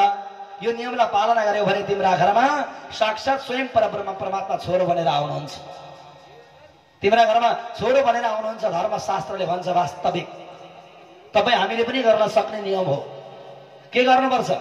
दिवा सत्रमा सुत्नु हुँदैन, कसैसँग झुटो व्यवहार गर्नु हुँदैन, कसैसँग रिसाउनु हुँदैन, दुर्व्यवहार कसैलाई गर्नु हुँदैन, दुर्वचन कसैलाई गर्नु हुँदैन, र जसलाई स्त्रीसँग बात गर्नु हुँदैन। जसले यसरी नियममा बसेर 12 दिनसम्म दुध मात्रै पान गर्छ भने अनि दैनिकी 2 जना ब्राह्मणलाई, मात्रै 2 जना ब्राह्मणलाई दुधबाट पकाइएको पायस भनेको खीर हवन गरेर अनि खीरै ब्राह्मणलाई 12 दिनसम्म भोजन गराउँछन् भने अवश्य पनि यिनका घरमा साक्षात भगवान नारायणको आगमन हुन्छ भनेर धर्मशास्त्रले वर्णन गरेको छ। हेर, तिमी यति गर, तिम्रा घरमा साक्षात भगवान छोरो बनेर आउनुहुनेछ अनि दैत्यलाई परास्त गरेर तिम्रा अवश्य सम्पत्ति फिर्ता गरिदिनु हुनेछ भनेर आशीर्वाद दिनुभयो। नभन्दै माघ कृष्ण अमावस्याका दिन, कहिले? माघ कृष्ण औँसीका दिन आफ्ना हातका नखहरू काट्नुपर्छ अनि प्रायश्चित गाईदान गर्नुपर्छ। प्रायश्चित गाईदान गरेर फाल्गुन शुक्ल प्रतिपदादेखि फाल्गुन शुक्ल द्वादशीसम्म बसिने व्रतलाई, दुध मात्रै पान गरेर बसिने व्रतलाई भनिन्छ पयोव्रत। पयोव्रत, पया भनेको दुध पान गरेर गरिने व्रतलाई पयोव्रत भनिन्छ। आज नभन्दै दिदी अदिति माताले पनि गर्न लाग्नुभयो। 2 जना ब्राह्मणलाई पायस पकाएर हवन गराएर खुवाउनुहुन्थ्यो। हुँदा हुँदै समय बित्दै थियो। नभन्दै द्वादशीका दिन यज्ञलाई परिपूर्ण गर्नुभयो। रात्रिमा जागरण बस्नुभयो। जागरण बस्ने बित्तिकै भगवानले त्यति बेला दर्शन दिनुभयो। आमा, हजुर चिन्ता नगर्नुहोस्, हजुरका घरमा अवश्य पनि म छोरो बनेर आउँदैछु। हजुरका छोराका सम्पत्ति सबै म फिर्ता ल्याइदिनेछु भनेर भन्न लाग्नुभयो। परीक्षितले प्रश्न गर्नुभयो, प्रभु मैले त सुनेको थिएँ नर्मदा नदीका तटमा शुक्राचार्य गुरुले बलि र विन्ध्यावली एक्लै यज्ञ गर्नु हुँदैन, कहिले पनि तीर्थयात्रा जाँदा एक्लै जानु हुँदैन। यदि विवाह गरेको छ भने, छैन भने त होइन। यदि विवाह गरेको छ भने पत्नी छोडेर पति एक्लै कहिले तीर्थयात्रा नजानु अरे, कुनै व्रत नगर्नु अरे, यानि कि व्रत पूर्ण नगर्नु अरे। पति पत्नी नभइकन, पति र पत्नी नभइकन व्रत पूर्ण गर्छन् भने त्यो व्रत पूर्ण हुँदैन। धर्मशास्त्रको निचोड छ, पति र पत्नी भएर मात्रै व्रत पूर्ण गर्नुपर्छ भनेर यहाँ वर्णन गर्नु भएको छ। यदि छैनन्, यदि घरमा आइपुग्ने अवस्था छैन भने पतिको फोटो राखेर भए पनि पूजा गर्नुपर्छ भनेर आउँछ अगाडि कथा। पर्सि भोलिको कथा हामी सुन्न सक्छौँ। गोपिनीहरूलाई भगवान कृष्णले भन्नुभएको दिव्य चरित्र यति मिठो छ नि कथा। अब आजदेखि उता ओह्रालो पनि लाग्यो, मिठा मिठा कथाले पनि भरिपूर्ण छन्। अब के गर्ने? नभन्दै यता परीक्षितले प्रश्न गर्ने बित्तिकै आखिरमा मैले त सुनेको थिएँ नर्मदा नदीका तटमा बलिले गरेका यज्ञमा वामन भगवान गएर 3 पाउ जमिन माग्नु भएको कुरा सुनेको थिएँ नि प्रभु। वामन भगवानलाई के अपुग्दै थियो र गएर 3 पाउ जमिन माग्नु पर्यो बलिकामा? कारण के थियो? यो सुन्ने इच्छा छ भन्ने बित्तिकै यता समयको अन्तराल भयो।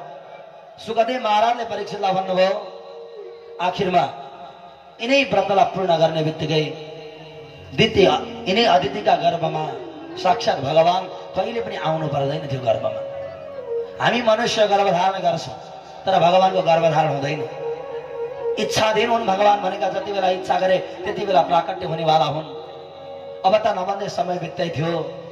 भाद्र शुक्ल द्वादशीका दिन भगवानले अवतरित गर्ने निर्णय गर्नुभयो, इच्छा गर्नुभयो। कहिले? भाद्र शुक्ल द्वादशी। त्यति बेला प्रभु परमात्मा आउने निर्णय गर्नुभयो। अब मैले जानुपर्छ, मैले अवश्य पनि दर्शन दिनुपर्छ भन्ने विचार गरेर त्यति बेला प्राकट्य हुन लाग्नुभयो। जब मध्यान्तरको समय भएको थियो, तिनी 12 बजेको समय भएको थियो। यिनी मध्यान्तरका समयमा साक्षात भगवान प्रभु परमात्मा यिनी अदिति र कश्यपका घरमा मध्यको 12 बजेको समय मन्द मन्द हावा चलिरहेको थियो। यता यज्ञ गरिरहेका थिए गुरु ब्राह्मणहरू। जब अदितिका घरमा कश्यप भगवान पनि परमात्माका चिन्तन गरिराख्नु भएको थियो, त्यति बेला भाद्र महिना शुक्ला पक्ष द्वादशी तिथि अभिजित नक्षत्रमा साक्षात वामन भगवानले दर्शन दिनुभयो। वामन अवतार भगवान के, भक्तवत्सल भगवान के। यति सुन्दर हुनुहुन्थ्यो नि भगवान, साह्रै सुन्दर भगवान प्राकट्य हुनुभयो। यद यद वप्रभाति विभूषणायुधे रव्यक्त चिद्व्यक्त मधारयण हरे बभूवति नैव सदा मनोवटो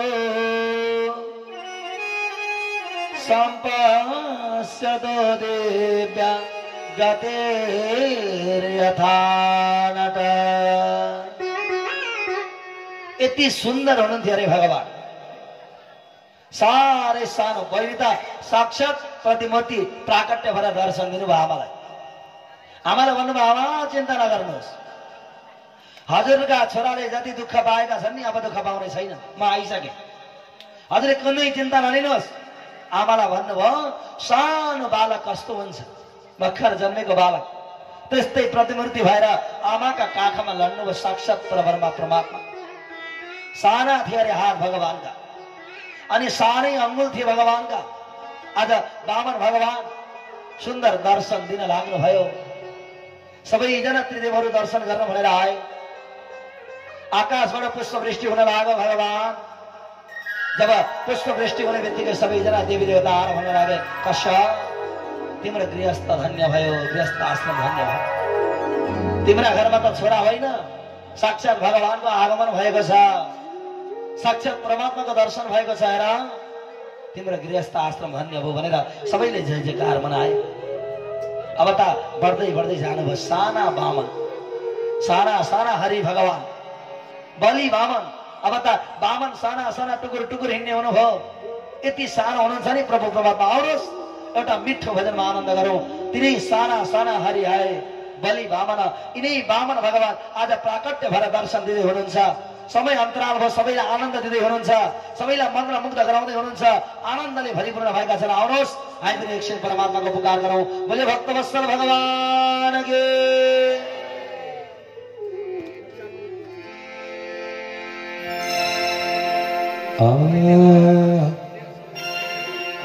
हरि आउनुभयो, हरि आउनुभयो वनमाला लाएर, म त खुसी छु दर्शन पाएर। हरि आउनुभयो, हरि आउनुभयो, हरि आउनुभयो वनमाला लाएर, म त खुसी छु दर्शन पाएर, म त खुसी छु दर्शन पाएर।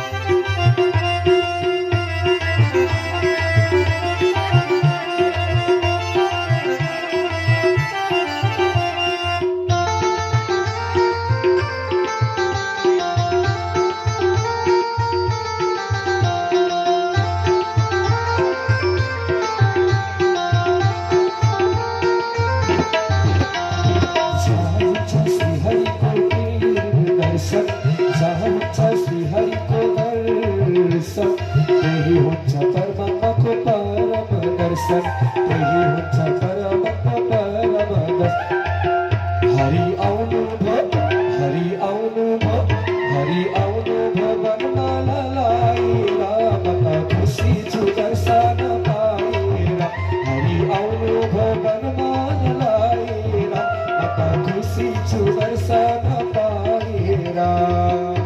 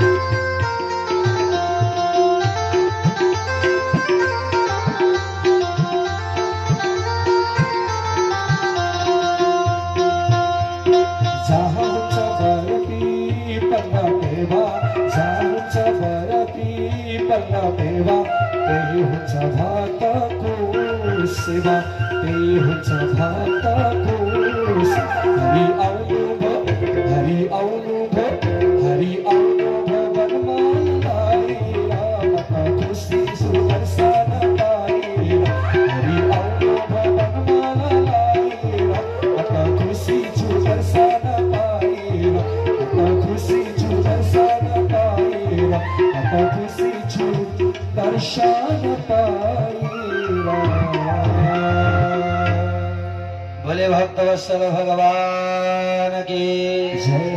वामन अवतार भगवान की। बिचरा वामन साना साना अंगुल भएका, साना साना हाड भएका, साना साना गोडा भएका अवतार टुकुर टुकुर हिँड्ने हुनुभयो। समय बित्दै थियो 7 वर्षका हुनुभयो। कश्यपले विचार गर्नुभयो अब मैले छोराको व्रतबन्ध संस्कार गर्नुपर्छ। मैले हिजो पनि भने ब्राह्मण क्षत्रिय वैश्यलाई द्विज भनिन्छ। द्वाभ्याम प्रकाराभ्याम जायते इति द्विज। एकचोटि आमाका गर्भबाट जन्म हुन्छ, पहिलो जन्म भयो। दोस्रो जनेउ संस्कार हाम्रो दोस्रो जन्म हो। आमाहरूको कन्यादान भनेको दोस्रो जन्म हो।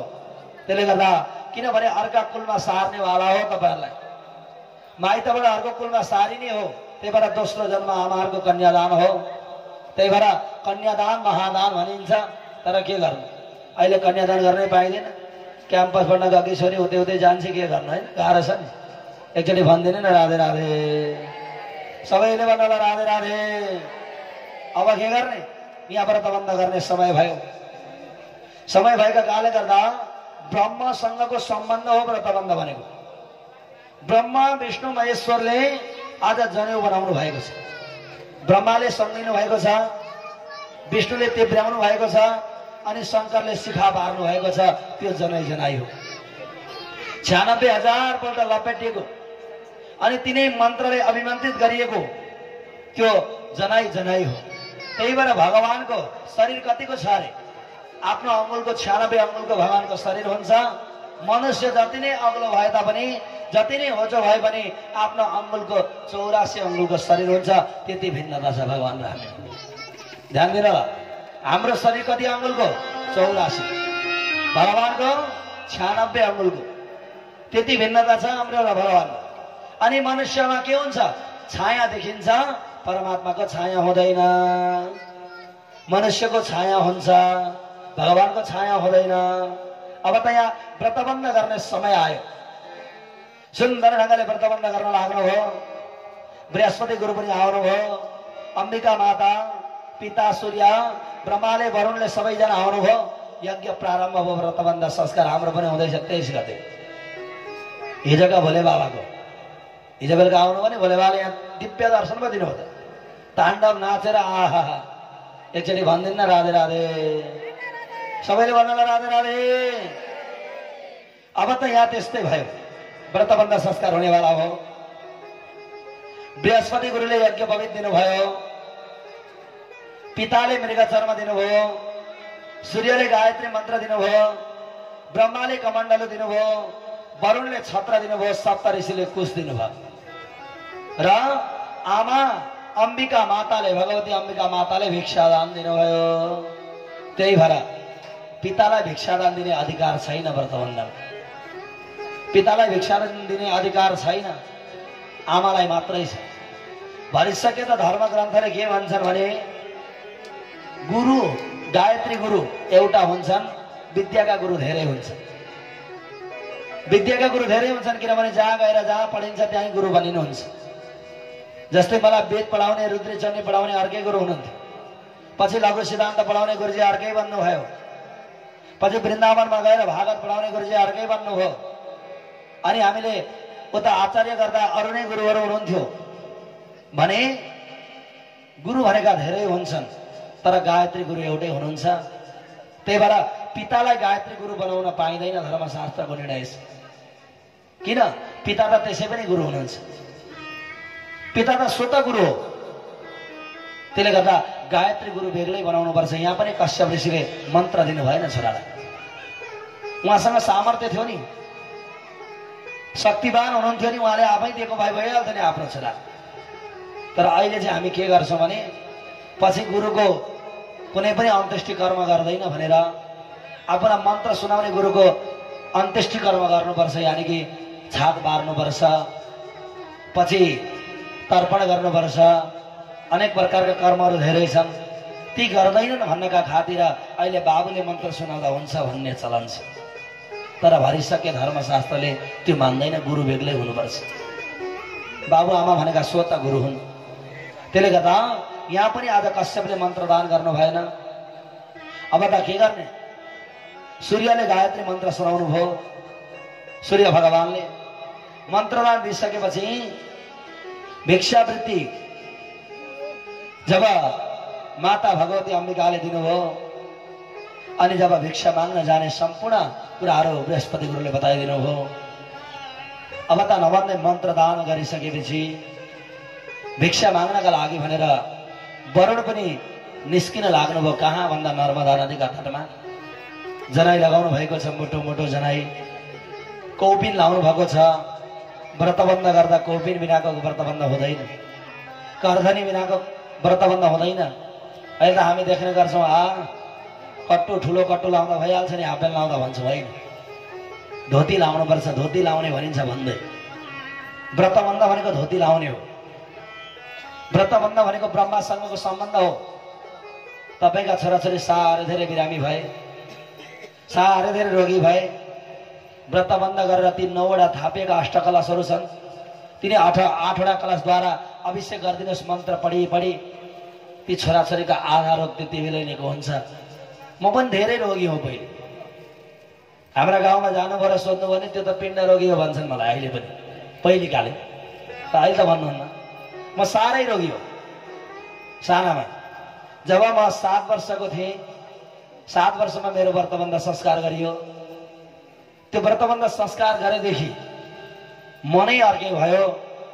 म यो पण्डित हुन्छु भन्ने मेरो थिएन त्यति बेला, चेष्टै त थिएन। कहाँबाट हो? सबैले यो हुँदैन नै भन्ने मान्छे हो म। तर भगवानले लेखेको दिएको कर्म टुट्दैन रहेछ। आफू लागि चाहिँ पर्नुपर्छ, भगवानले दिएका छन् भन्दैमा भाग्यसँग ढोका दुख्दा चाहिँ अडिँदैन, लागि चाहिँ पर्नु पर्दो रहेछ। कर्मको फल कसैले लुट्न पाउँदैन भने त्यो व्रतबन्ध संस्कारले मलाई धेरै ज्ञान दियो, धेरै शक्ति दियो। गायत्री मन्त्र जस्तो अरू कुनै पनि रहेनछ भन्ने कुरा मेरा मनमा अहिले पनि छ। अहिले पनि म तपाईँहरूलाई के भन्छु, ठिक छ 108 चोटि मन्त्र जप्न भ्याउनुहुन्न, हतार छ, तर प्रातःकालमा उठेर सक्नुहुन्छ भने नुहाउनुहोस्, स्नान गर्नुहोस्। वास्तवमा सूर्य उदय हुनुभन्दा अगाडि उठेर नुहाउनु भयो भने तपाईँलाई कुनै पनि रोग लाग्दैन। यो धर्मशास्त्रको निचोड हो। पहिलेका सन्तहरूको बिरामी भए, किन? उहाँहरू ब्रह्म मुहूर्तमा उठ्नुहुन्थ्यो। अहिले तपाईँलाई डक्टरले भन्न थालेका छन्, तर सन्तहरूले हामीलाई पहिल्यै भनेका थिए, सूर्य उदय हुनुभन्दा 1 घण्टा अगाडि उठ, नुहाइधुवाइ गर, भगवानको जप गर, सुतेका लुगा नलाऊ, धोऊ, पवित्र बनाऊ। हामीलाई पहिल्यै भनेका हुन् धर्मशास्त्रमा। अहिलेका डक्टरले के भन्छन्, तपाईँ धेरै बिरामी हुनु भने त्यति बेला भनिदिन्छन् लगेर नुहाइदिने गर्नु, जहिले बिहान बिहान उठाएर नुहाइदिने गर्नु। किन? तपाईँ हामी सुतेका बेलामा हाम्रा शरीर त छिद्रै छिद्र छ। यदि छिद्र थिएन भने पसिना कहाँबाट आयो? शरीरबाट तपाईँका छिद्र थिएनन् भने पसिना कहाँबाट आयो? हो, जहाँबाट पसिना आउँदैछ त्यही ठाउँबाट हाम्रा रोगका किरा बाहिर निस्किया हुन्छन्। जब सूर्य अस्त भएपछि हामी सुतेका बेलामा ती रोगका कीटाणुहरू बाहिर निस्किन्छन्। अनि जब सूर्य उदय भएपछि भित्र पस्छ। त्यही भएर हामी सूर्य उदय हुनुभन्दा अगाडि उठ्यौं भने, सूर्य उदय हुनुभन्दा अगाडि उठेर नुहायौं भने, सूर्य उदय हुनुभन्दा अगाडि उठेर ती लगाएका लुगा सबै धोयौं भने अवश्य पनि हाम्रा सम्पूर्ण रोगहरू नष्ट हुन्छ। सम्पूर्ण रोगहरू नष्ट हुन्छ, हाम्रा रोगका कीटाणु सबै नष्ट हुन्छन्। यो धर्मशास्त्रको निचोड हो। धर्मशास्त्रले वर्णन गर्नुभएको छ, यदि ती लुगाहरू हामीले धुनुपर्छ, यदि सकिएन नुहाउन ती सुत्ता लगाएका लुगा सबै धुनुपर्छ अनि जिउ पुस्नुपर्छ। यदि गरियो भने हामीलाई रोग लाग्दैन। यो धर्मशास्त्रको निचोड हो। तर के गर्नु, सूर्य उदय हुनुभन्दा अगाडि उठौँ न भन्यो भने के गर्नु, कति बेला सूर्य उदाउँछन् र उठौँ भन्नुपर्छ है। 9 बजी हाम्रो ब्रह्म मुहूर्त हुन्छ अनि के गर्नु, एकचोटि भनिदिनु न राधे राधे, सबैले भन्नला राधे राधे। नभन्दै आज यहाँ ब्रह्मचर्य व्रत पालन गराउनु भयो, ब्रह्मचारीको विद्या दिनुभयो, सबै ज्ञान गराउनु भयो। बामन अब त के गर्नु भएको छ, कौपिन मात्रै लाउनु भएको छ, जनाई फेर्नु भएको छ, छाता ओढ्नु भएको छ, कुश र कमाण्डली बोकेर सिधा नर्मदा नदीका तटमा जानुभयो। जाने बित्तिकै परिबाट हेरे, ब्राह्मणले थाहा पाए, सबैजना हत्तपत्त हेर्न लागे। होइन, साक्षात सूर्यनारायण भगवान पो आउनुभयो कि क्या हो? हत्तपत्त भने बलि शुक्राचार्यले यज्ञ गराउँदै हुनुहुन्थ्यो। बलिले भन्न लागे, बलि हजुरका घरमा त साक्षात स्वयं परब्रह्म परमात्मा सूर्यनारायण भगवान आउनुभयो, आज हजुरको यज्ञ धन्य भयो, यज्ञ धन्य भयो। बलि खुसी हुनुभयो, जान लाग्नुभयो, यसो हेर्नुभयो, सबैले सूर्यनारायण समान देख्न लागे। अब त सबै गुरुहरूले स्वागत गर्नुभयो। स्वागतम ते नमस्तुभ्यां ब्रह्मण किं करवामते, ब्रह्मर्षिणाम तपः साक्षात् वन्यत्वर्या वपोरधरा। बलि तिमीले आज यो जीवन धन्य गर्यौ, तिमीले यो शरीर धारण गरेको धन्य भयो। हेर, साक्षात सूर्यनारायण भगवान आउनुभयो। सबैले उठेर स्वागत गरे। स्वागतम भो महाभाग, हे भगवान हजुरलाई नमस्कार छ, स्वागत छ, आउनुहोस्। बलिले पनि स्वागत गरे, लगेर आसनमा राखे, पाउ धोए ब्राह्मणका अनि आचमन गरे। जब अनि टीका लगाइदिए, ब्राह्मणलाई वरण गरे। समयको अन्तराल भयो। बलि साह्रै खुसी भए। आज मैले गरेको यज्ञ धन्य भयो, मैले गरेको कर्म धन्य भयो, म आज धन्य रहेछु। साह्रै खुसी भए, पुकार गरे अनि अन्तिममा हात जोडेर भने, प्रभु म हजुरलाई के सेवा गरौँ, के सेवा गरौँ हजुरलाई? म हजुर धन माग्नुहुन्छ कि दौलत माग्नुहुन्छ कि गौ माग्नुहुन्छ कि पृथ्वी माग्नुहुन्छ कि यदि तपाईँ माग्नुहुन्छ भने म ब्राह्मणकी कन्या खोजेर विवाह पनि गरिदिन्छु। के चाहनुहुन्छ तपाईँ? यहाँ बलिलाई बामनले हामीलाई सिकाउनु भएको छ। कसैका पनि घरमा गएर पहिले नमाग्नु अरे, पहिले उसलाई खुसी बनाउनु पर्छ, उसलाई आनन्द बनाउनु पर्छ, अनि उसलाई चाहिँ दिउँ दिउँ लागोस् अरे क्या, अनि जे मागो त्यही दिन्छ। पहिले गएर ए तेरो तँले मलाई चाहिँ यो दिनु पर्यो भन्नु भने मर्छ कुटेर। यहाँ बाबुले के भन्नुभयो? बलि तिमी दिन त चाहन्छौ नि, तर मैले लिन सोच्नुपर्छ। हेर, मलाई केही चाहिएको छैन, म माग्न आएको होइन, म त केही पनि माग्न आएको होइन, मलाई केही पनि चाहिँदैन बलि, म त यज्ञको दर्शन गर्न आएको, जानु पर्यो भनेको त च्याप्प पक्रेर राखे। प्रभु मेरा घरमा आएका गुरु ब्राह्मणहरूले केही पनि नलिकन त कहाँ जान पाउनुहुन्छ र प्रभु? हुँदैन हुँदैन, मेरो राज्यमा हजुर आउनु भएको छ, केही त हजुरले लिदिनुपर्छ। बलिले भने, बामन भन्नुहुन्छ के गर्छु हेर न, तिमी दिन चाहन्छौ, मैले लिन सोच्नुपर्छ, मलाई केही चाहिएको छैन, म त सन्तोषी ब्राह्मण हो, मलाई केही चाहिएन। हेर्नुहोस् घुर्की लाउँदै हुन्छ। अब त केही लागेन बलि, तिमी त साह्रै भाग्यमानी छौ नि, तिमी दिन चाहन्छौ, तिमी त साना तिना व्यक्तिका कहाँ छोरा हो र? हेर, तिमी त त्यस्ता परम ब्रह्म परमात्माका भक्त। तिम्रा पिता कस्तो हुनुहुन्थ्यो? विरोचन। विरोचन आज ब्राह्मणले आयु माग्यो भने आफ्नो आयु दिनेवालाका छोरा तिमी। अनि तिम्रा हजुरबा प्रहलाद, आहा, प्रहलाद जस्तो परम भक्त भगवानको अर्को को थियो र? हेर,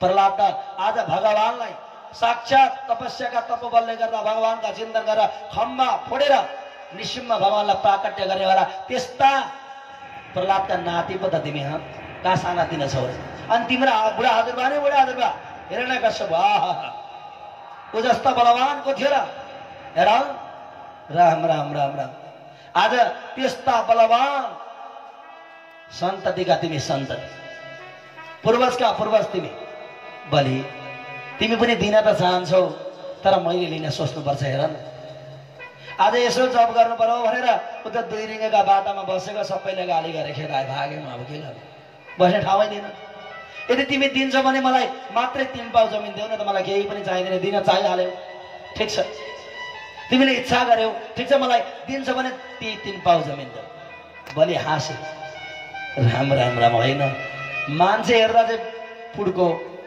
दिमाग पनि पुड्के रहेछ तर पढ्न चाहिँ पढेको विद्वान रहेछन् किन मेरा पिता पुर्खा सबै जान्नेवाला भनेका सानातिना कहाँ हुने सबै मेरा पिता पुर्खालाई जान्नेवाला यी सानातिना त होइन विद्वान त विद्वान रहेछन् तर के गर्नु बुद्धि चाहिँ रहेनछ भनेछन् हाँसे अब त भने अभिमानबाट फुरुक्क परे नि त हेर्नुहोस् सबै आफ्ना पिता पुर्खाका कुरा गरिदिएपछि तिमी जस्तो दानवीर को छ र भनेर मक्ख पारेपछि अब त केही नदिकन कसैले सक्छ एकचोटि भनिदिन्न राधे राधे सबैले भनिदिन्न राधे राधे अब त के दिउँ भयो बलिलाई उकुस मुकुस भयो प्रभु मेरा घरमा आएर कसैले मागिसकेपछि अभिमान हेर्नुहोस् है अहंकार कत्रो अभिमान बढो बलिको एकैचोटि अब त के दिउँ भएको छ नि त यदि मेरा घरमा आएर कसैले केही चिज मागेपछि फेरि अर्काका घरमा गएर माग्नु नपरोस् त्यसैले गर्दा प्रभु कमसेकम माग्दा पनि विचार गरेर माग्नुहोस् न भनेछन् नि विचार हेर्नुहोस् मुसो मुसो हाँस्नु भएछ बामन र भन्नुभएछ होइन दिन्छौ भने मलाई 3 पाउ जमिन देऊ होइन भने म तिम्रो पुराण सुन्नु छैन म लागे भन्नुभयो जुरुक्क उठ्नुभयो च्याप पक्रेर ल्याएर कुर्सीमा राखे कहाँ आजले नलेखेर जान पाउनुहुन्छ ठिक छ होइन तपाईँ यो 3 पाउ जमिनमा के गर्नुहुन्छ प्रभु बामनले भन्नुभएछ के गर्छौ 1 पाउ जमिनमा म झाडा पिसाब जान्छु जाने ठाउँ बनाउँछु 1 पाउमा म यसो सुत्ने बस्ने ठाउँ बनाउँछु खाने ठाउँ अनि 1 पाउमा भगवानको आराधना गर्ने ठाउँ बनाउँछु मलाई यति 3 पाउ भए पुग्छ पर्दैन धेरै मैले राख्न पनि त ठाउँ चाहियो नि तिमीले दिएको छ दिएर मात्रै हुन्छ लिएर मात्रै हुन्छ जगेडा गर्नु पर्यो नि त्यही भएर दिनुपर्छ भने राम्रो दिनु अरे त्यो कसैले नफालोस् अरे क्या दिएको चाहिँ बुझ्नु नि कसैलाई केही दिनुपर्छ भने बरु थोरै दिनु अरे राम्रो दिनु बामन भगवानले भन्नुहुन्छ मैले कहाँ भने अरू बाबुले पनि माग्न आँटेको कि क्या भन्नुहुन्छ माग्दिनु पर्दैन नाच्दिनु अब के गर्ने आपत्ति पर्यो बलिले भन्नुभयो बामन ल ठिक छ हजुरले अब 3 पाउ जमिनै लानुहुन्छ भने ठिकै छ नि मेरा असुर लामा छन् अग्ला छन् हजुरको पाउ सानो छ ठिकै छ नि त मेरा असुरले नापेर हजुरलाई दिन्छु भगवानले भन्नुभयो अब तिम्रो असुरले नाप्यो भने त त्यति नै दिन्छौ म त यो तैलुकी सबै नाप्नु छ हुँदैन दिन्छौ भने मेरै पाइलाले नापेर लिन्छु होइन भने लिँदिनँ म चाहिँदैन मलाई अब बलिलाई कति बेला दिउँ आँट्यो अब त दिन आँट्नुभएको शुक्राचार्यलाई चिन्ता पराउँथ्यो पुरोहित हुन् नि त अब आज यी बलिको सर्वस्व सबै लाग्यो त भोलि कहाँ जाने फेरि पढ्न पढ्ने ठाउँ त हराउने भयो हत्तपत्त यसो ध्यान दृष्टिले हेरेको त राम राम राम राम नारायण भगवानको रूप परिवर्तन गरेर आउनु भएको छ हत्तपत्त गरेर भने ए बलि एकछिन पर्ख तिमी दान गर्ने कुरा नगर त बन्द गरिहाल किन गुरुजी के भन्नुभएको के भन्नुभएको हजुरले बलि यी त सानातिना व्यक्ति होइनन् यी त साक्षात वैकुण्ठमा बस्ने नारायण हुन् आज छल कपट गरेर तिमीसँग भाइभरका सम्पत्ति लुट्न भनेर आएका छन् दिने कुरा नगर छोड्देऊ बलिले भन्नुभएछ गुरुजी किन चिन्ता गर्नु भएको के आपत पर्नु हजुरलाई ठिकै छ त अहिले भगवान हुन् भने उनकै सम्पत्ति त हुने मैले के कमाएको छ उनीले दिएको उनीले लान्छ मनुष्य हुन् भने 3 पाउ जमिन लान्छन् के भएको र गुरुजी अझै चिन्ता नगर्नुहोस् मैले बोलेको कुरा कहाँ म गर्न सक्छु म झुटो गर्दिनँ झुटो गरेँ भने त मैले गरेको यज्ञ के अर्थ भयो त्यति बेला शुक्राचार्यले भन्नुभयो कतिपय कुरा ढाड्दा पाप लाग्दैन कतिपय कुरा हेर यस्तो हुन्छन् आपत परेका बेलामा कतिपय कुरा ढाँट्दा पाप लाग्दैन र? कस्ता कस्ता कुरामा? त्रिशु नरमा विवाहेच वृत्यर्थे प्राण सङ्कटे गो ब्राह्मणार्थे हिंसाय नाम्रतम साजु गोसिता। कति कुरा? पहिलो कुरा त रहेछ छोरीको बिहे। ध्यान दिनुहोस् है। अब त्रिशु नरमा विवाहेछ, त्रिशु भनेको छोरी, छोरीको बिहे गर्नु पर्यो। अब छोरीले डिग्री गरेका छिन्, नपढिकन डिग्री क्या त, नपढी। अब पढेको विद्वान आए, छोरी अन्डर एसएलसी छिन्, अब के गर्ने? त्यति बेला ढाँट्दिन अरे मेरो छोरीले त डिग्री गरे, कसले हेर्छ कागज? पाप लाग्दैन अरे। अब त्यसमा पनि जोडी मिल्छ, अब के गर्ने? त्यति बेला ढाँटिदिनु अरे मेरी छोरीले त डिग्री पास गरे आउनु भन्दिनु अरे। छोरीको बिहेमा ढाँट्दा पाप लाग्दैन। यानि कि कसैको जोडी बाँधिँदैछ, झुटो बोल्दा जोडी बाँधिन्छ भने बोल्दिनु अरे, पाप लाग्दैन। अनि वृत्त्यर्थे प्राण सङ्कटे, कसैको प्राण हरण हुन आँटेको छ, वृत्ति हरण भनेको तपाईँ जागिर खाएर तपाईँको घर परिवार पाल्दै हुनुहुन्छ, तर तपाईँको जागिर तपाईँका शत्रुले हडपिदिए।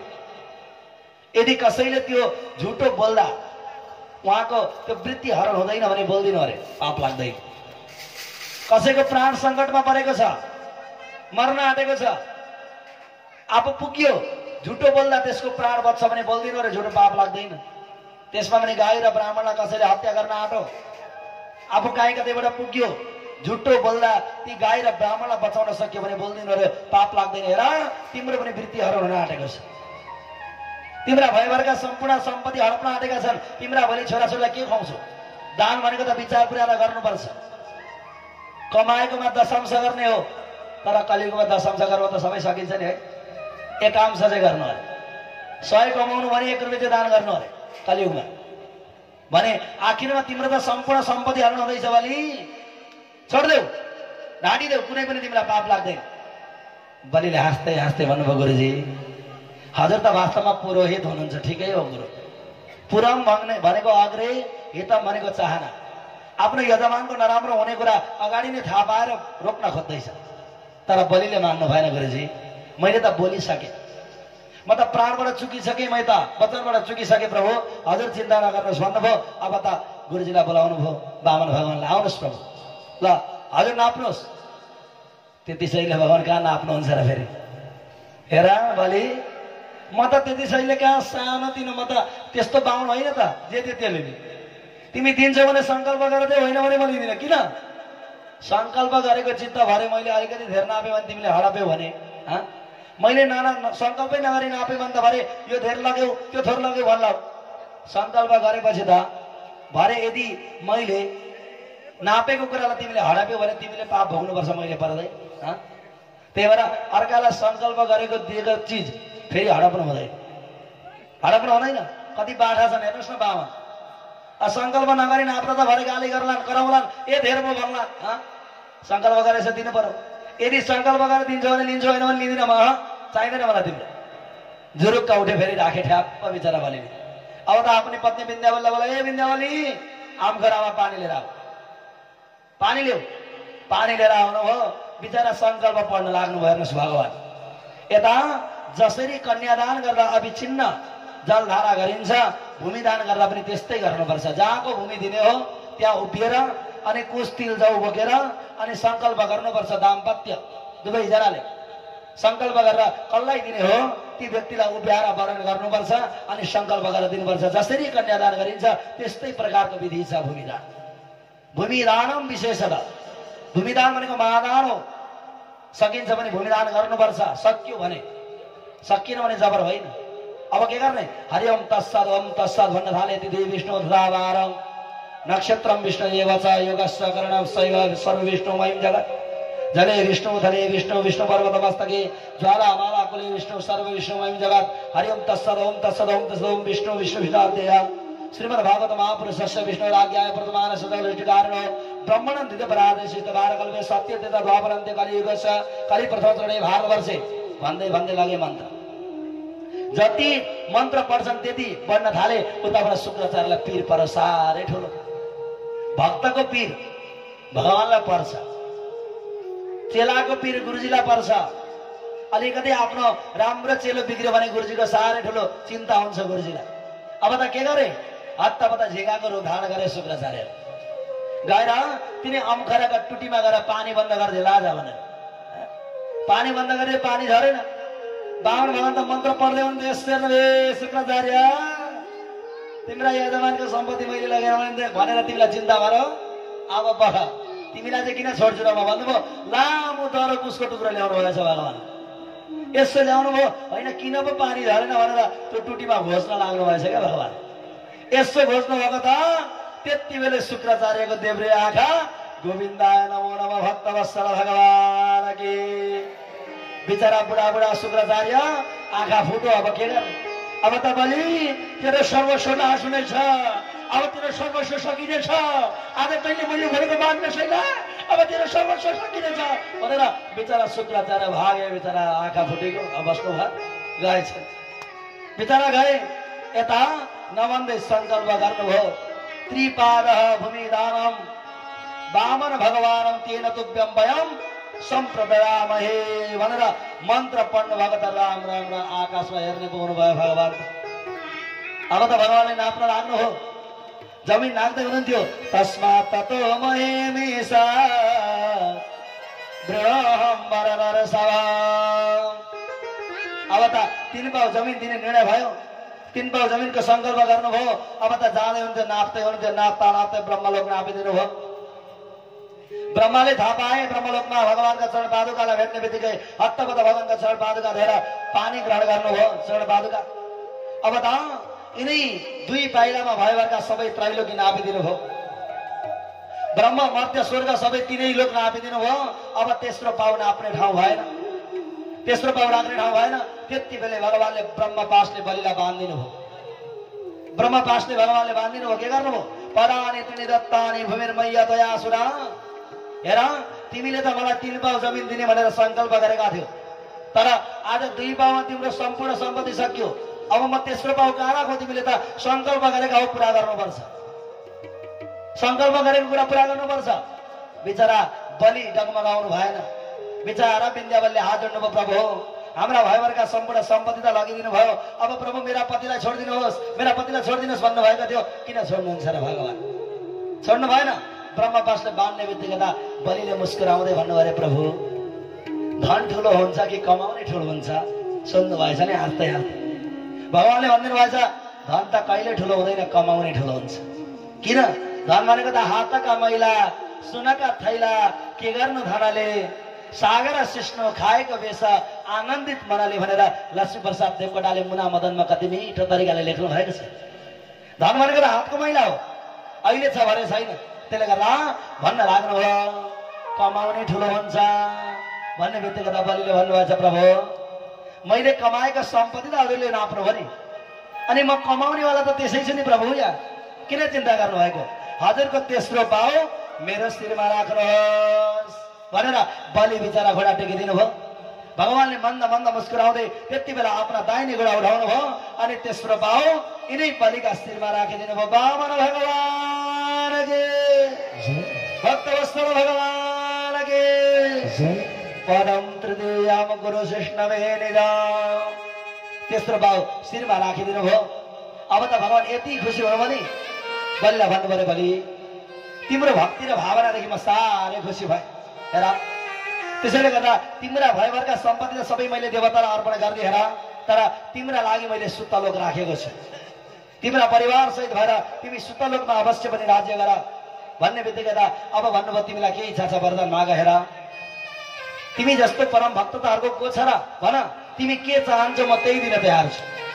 त्यति बेला बलिले हात जोडेर भन्नुभयो भगवान तपाईँ मदेखि खुसी हुनुहुन्छ भने नि, मेरो भक्ति र भावनादेखि खुसी हुनुहुन्छ भने नि हजुरलाई मैले जति बेला बाहिर निस्किँदा पनि देख्न पाऊँ, राज्यबाट निस्किँदा अनि भित्र बस्दा पनि देख्न पाऊँ प्रभु भनेर आशीर्वाद माग्नु बोलु। हेर्नुहोस् अब बाहिर निस्किँदा पनि अनि भित्र पस्दा पनि भनेको के हो, द्वारपाल भन्नु पर्यो कि परेन। अब बाहिर निस्किँदा पनि त्यही द्वारपाललाई देखिन्छ, भित्र बस्दा पनि त्यही द्वारपाललाई देखिन्छ कि देखिँदैन। भगवानले तथास्तु भन्नुभयो। अन्तिममा वैकुण्ठ जानु भएन, तिनै आज आएर बस्नुभयो कहाँ, त्यही द्वारपालमा। तिनै आज सुतलोकमा द्वारपाल बनेर बस्नुभयो। यता देवताहरू सबैजना खुसी भए, अदिति माता खुसी हुनुभयो, सबैले जय जयकार मनाए। उता लक्ष्मी मातालाई ठुलो पीडा भयो। अब के गर्ने? आफ्ना पति त सुतलोकमा हुनुहुन्छ अरे, उहाँ द्वारपाल भगवती माताले विचार गर्नुभयो। श्रावण शुक्ल पूर्णिमाका दिन आउने निर्णय गर्नुभयो। किन? धर्मशास्त्रले भन्छ विचार गर्न सही भर्खरै सक्यो होइन भाइटिका।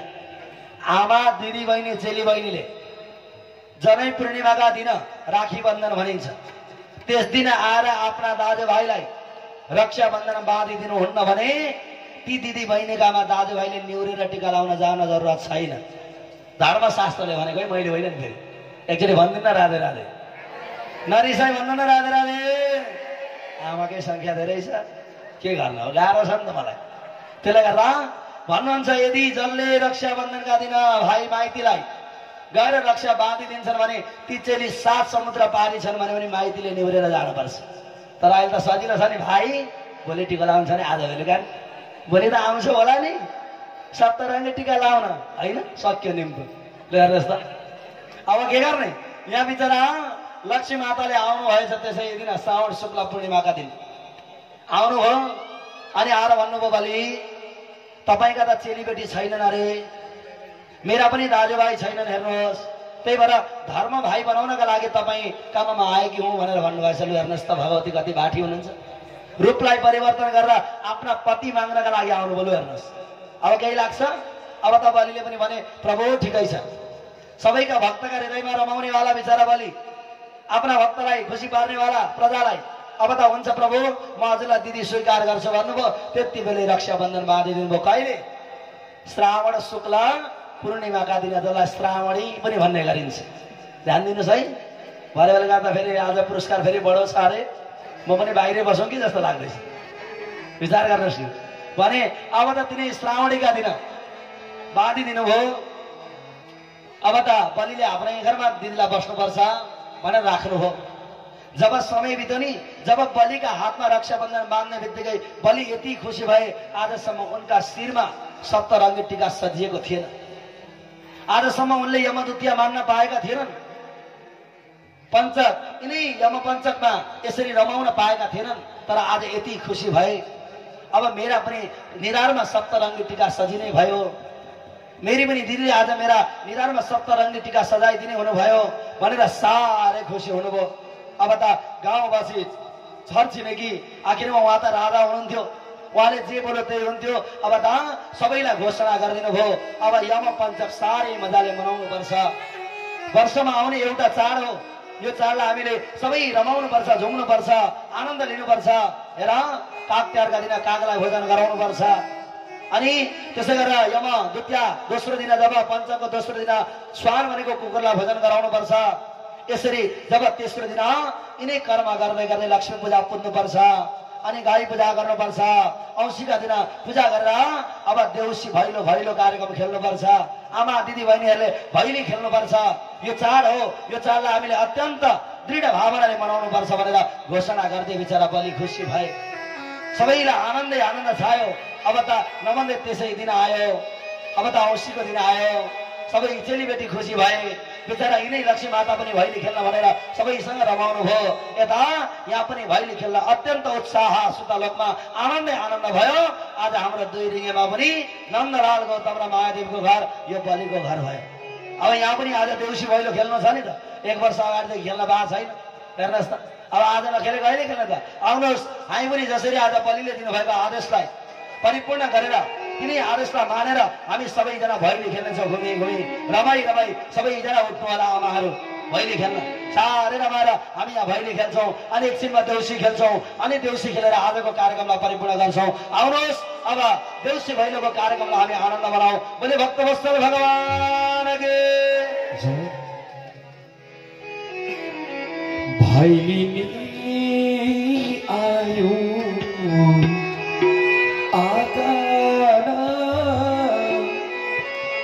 बडाडी कुराडी राखा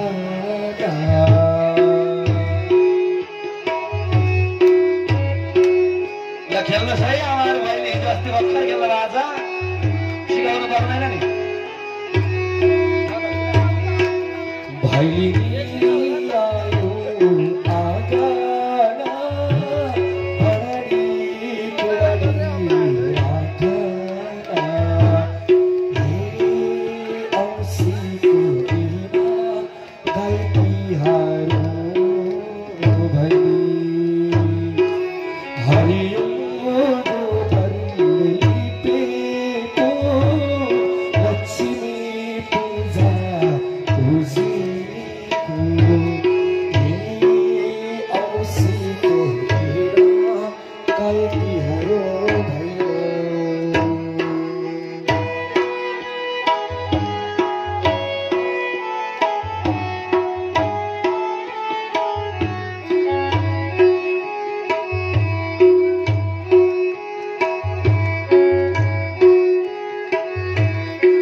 गाईको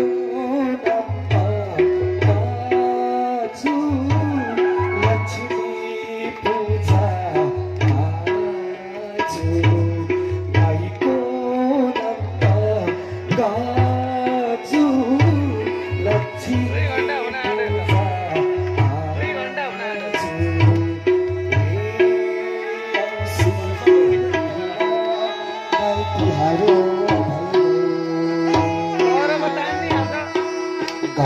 घरमाथिको ढिस्कानो घरपति घरमाथिको